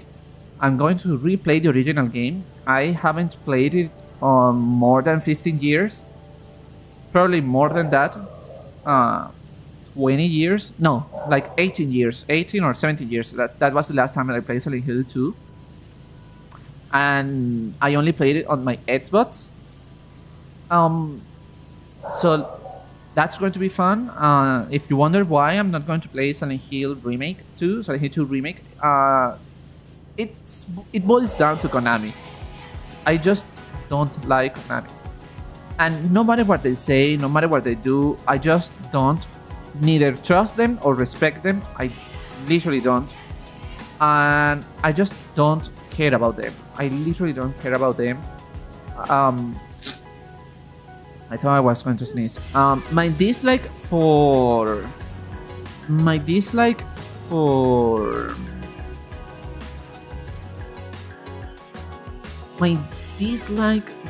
Konami is way bigger than my love for Silent Hill.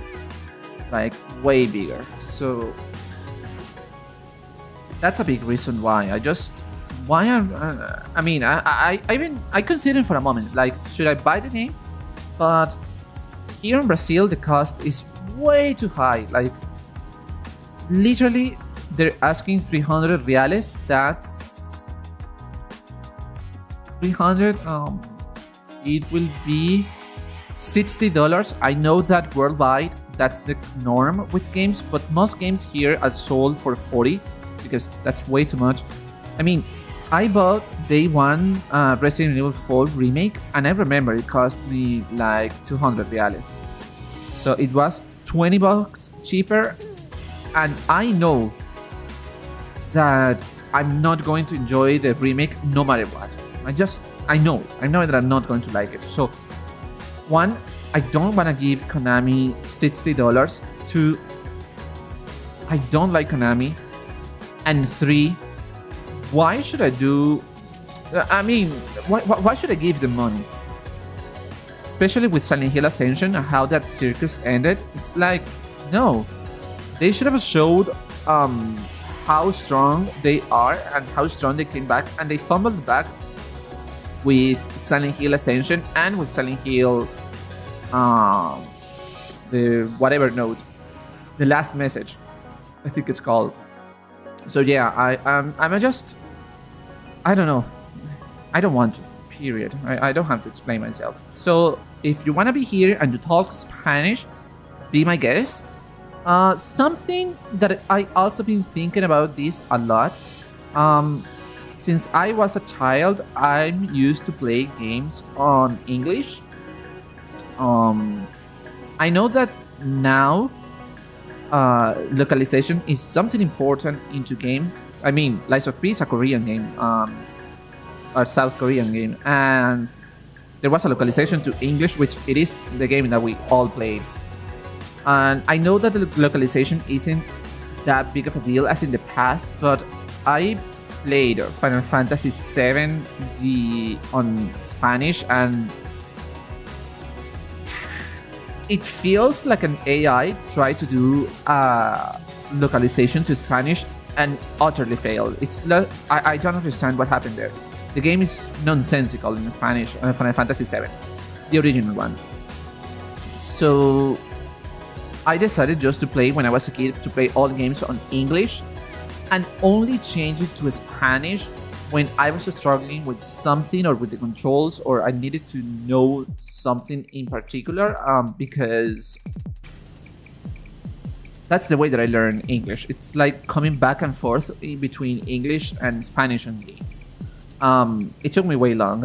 It's not the best way to learn a language, if I'm absolutely honest. Oh shit, I left a lot. There we go. So what should I think my heart and my logic tells me from above to below. But yeah, I won't stay here too much because I have to walk my dog. Cannot stay for longer, so maybe I'm going to try to finish one of these walls. That's going to be it. I don't think that... Could you imagine that you can do the corner... You can do the corner bug? If you don't know, if you have never played Tomb Raider or you have never played the original games made by Core, which this mansion is based off, there is something called the corner bug. The corner bug, something like that, and it is something where because of the how the game is, it's tank controls, right? So you can position Lara like here, and you move to the side, and you know that you can do the bug because her hand is inside the wall. So then all you have to do is go down, I think it is, and then you will be a little bit inside of the wall, and then you just jump, and then you jump, and Lara will keep going inside of the wall and keep going inside, and at one point of one of those jumps, Lara will automatically go to the highest place of that particular place, meaning that it will be the highest structure of that place. So on the original game, you can visit and you can go outside of her mansion like this, but you weren't allowed to go to the roof. So one way to go is to put yourself into the corner, jump, and you will be on the roof.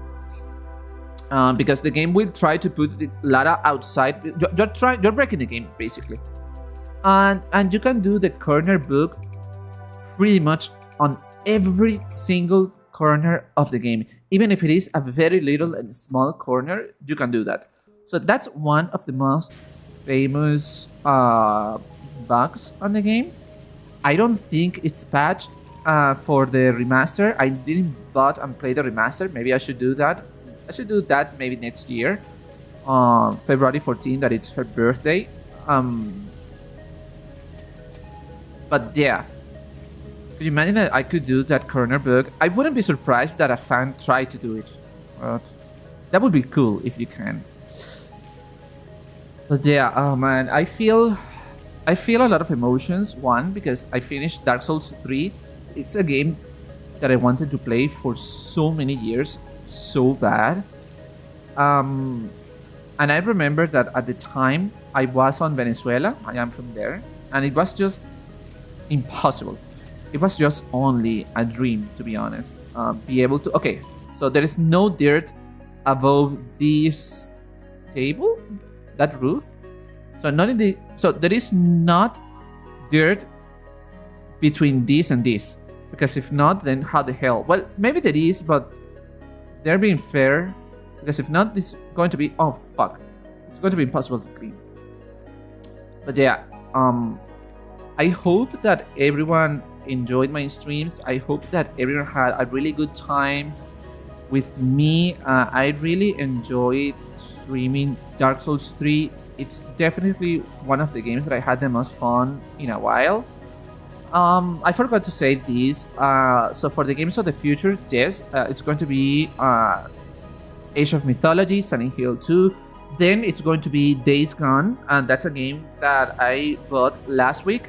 And this week, because it was a massive offer, like for $8 or so, at least here in Brazil, I bought the entirety of The Walking Dead, the Telltale game. You know that it is the point and click game. So that's a game that is going to be in the future, and I have Elden Ring. So you may ask yourself, hey, why don't you go ahead and play Elden Ring right now?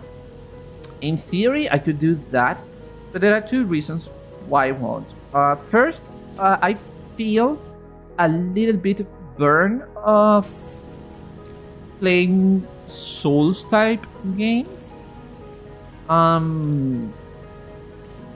mean, when I started streaming Dark Souls 3, let me check. I started streaming, and I fully stopped playing other games. June, July, August, September. So I literally played for 3 months. I didn't keep playing Fallout 76.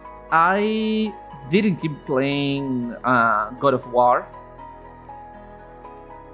Sometime in the future, I will have to replay this game because I fully stopped and I'm not intending to go back anytime soon. But I forgot everything. But again, I will do that game on Spanish. So there's that. And then I feel like I played for too long. So I feel a little bit exhausted. So I don't want to jump to Elden Ring right now. I don't feel like it, you know?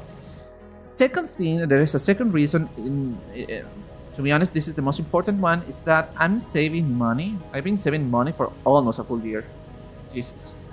To buy a very powerful computer. Because I want a powerful computer for streaming, for playing games and don't having to rely on low settings. Like for example here, I have the game here, not with low settings, but I have it with middle settings. And yeah, for that reason, for gaming and for editing, I want to make my editing as smooth as possible.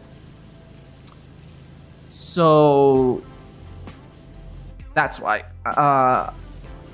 when I sit down and actually go and play Elden Ring, I just want to I want the game to look good. I don't think that I'm going to be able to stream on 4K or 2K, something like that. I would have to look up, because my resolution of this screen is it doesn't support 4K. It's 1080. But as long as I have it super crispy 1080 with no buffer issues, no problems, no nothing, and yeah, that's pretty much it, you know. And I was thinking and reading some on YouTube, some videos, and excuse me if I'm wrong, I want to do a double setting. And what I mean by that is that you can use 2 computers at the exact same time. One way that you can do that very easily without having to link it with softwares and relying on third-party softwares and all of that is to use a... God, what is the name? I have it right here. Jesus, let me check. I forgot. I think I bought it here. If it not, was Amazon. Let me check. Was it here? No, it was through Amazon. Okay. So there was something that I bought that's how... Let me check. I think it was last year. So let me check. Yeah, I was buying everything. No, then it was in 2022. Yes, it was in 2022. So it was a video capture. That's the word. I forgot. I didn't remember how the word was on, or neither in English or Spanish. So a video capture I bought. It looks like a pen drive, and I have it somewhere, not around here, close to me to show it. But it's like this size, and from my understanding, since I'm going to have 2 laptops and I don't know what to do with this one, where that's the one that I'm using, I will then try to do a set up a double streaming thing, or a dual computer, not double streaming. And that means that OBS, and here this computer will only run OBS, and the other computer will only run the game. So in that way, I can put the entire power of this laptop to worry about the stream, whereas I can take the other computer so it just to just play the game.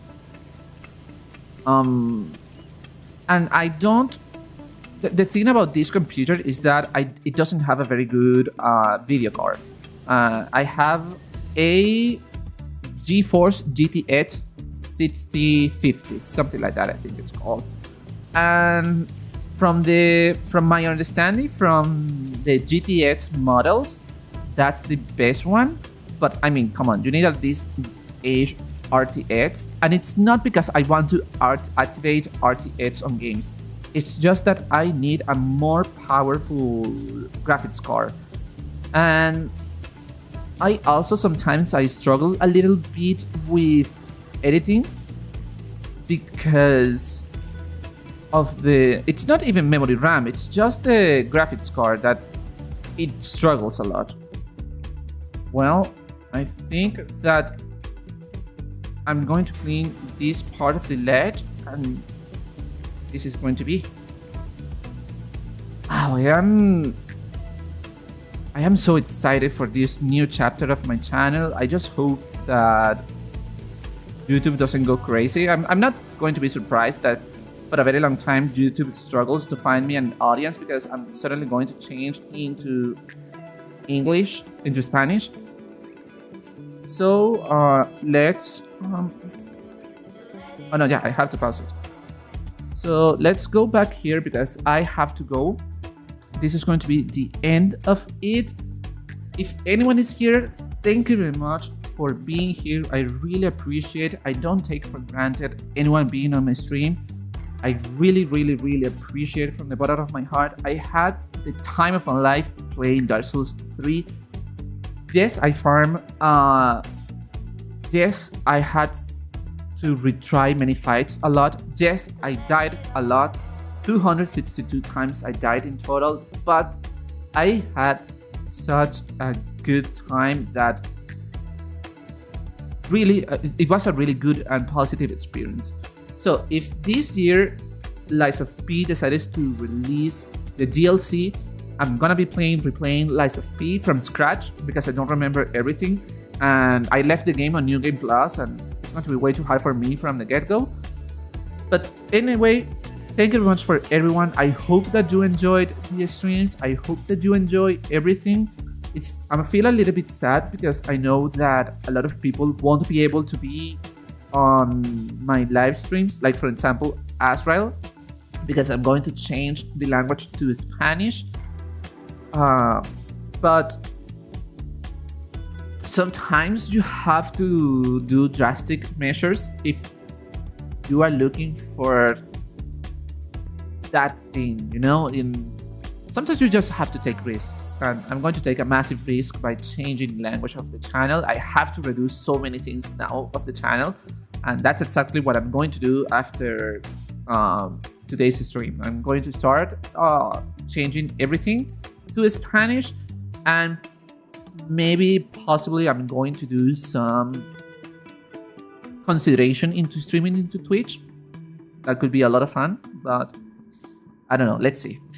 Anyhow, thank you very much. I really, really, really, really appreciate everyone being here. I really enjoyed Dark Souls 3 again. Frida, Dancer of the Boreal Valley, and Nameless Kings, some of the most best and memorable boss fights, especially Dancer and Frida. Such cool boss fights. Thank you everyone. I hope that you have a really good and nice Sunday, and I hope that this week is good to you. I'll see you next week with Age of Mythology. Bye bye.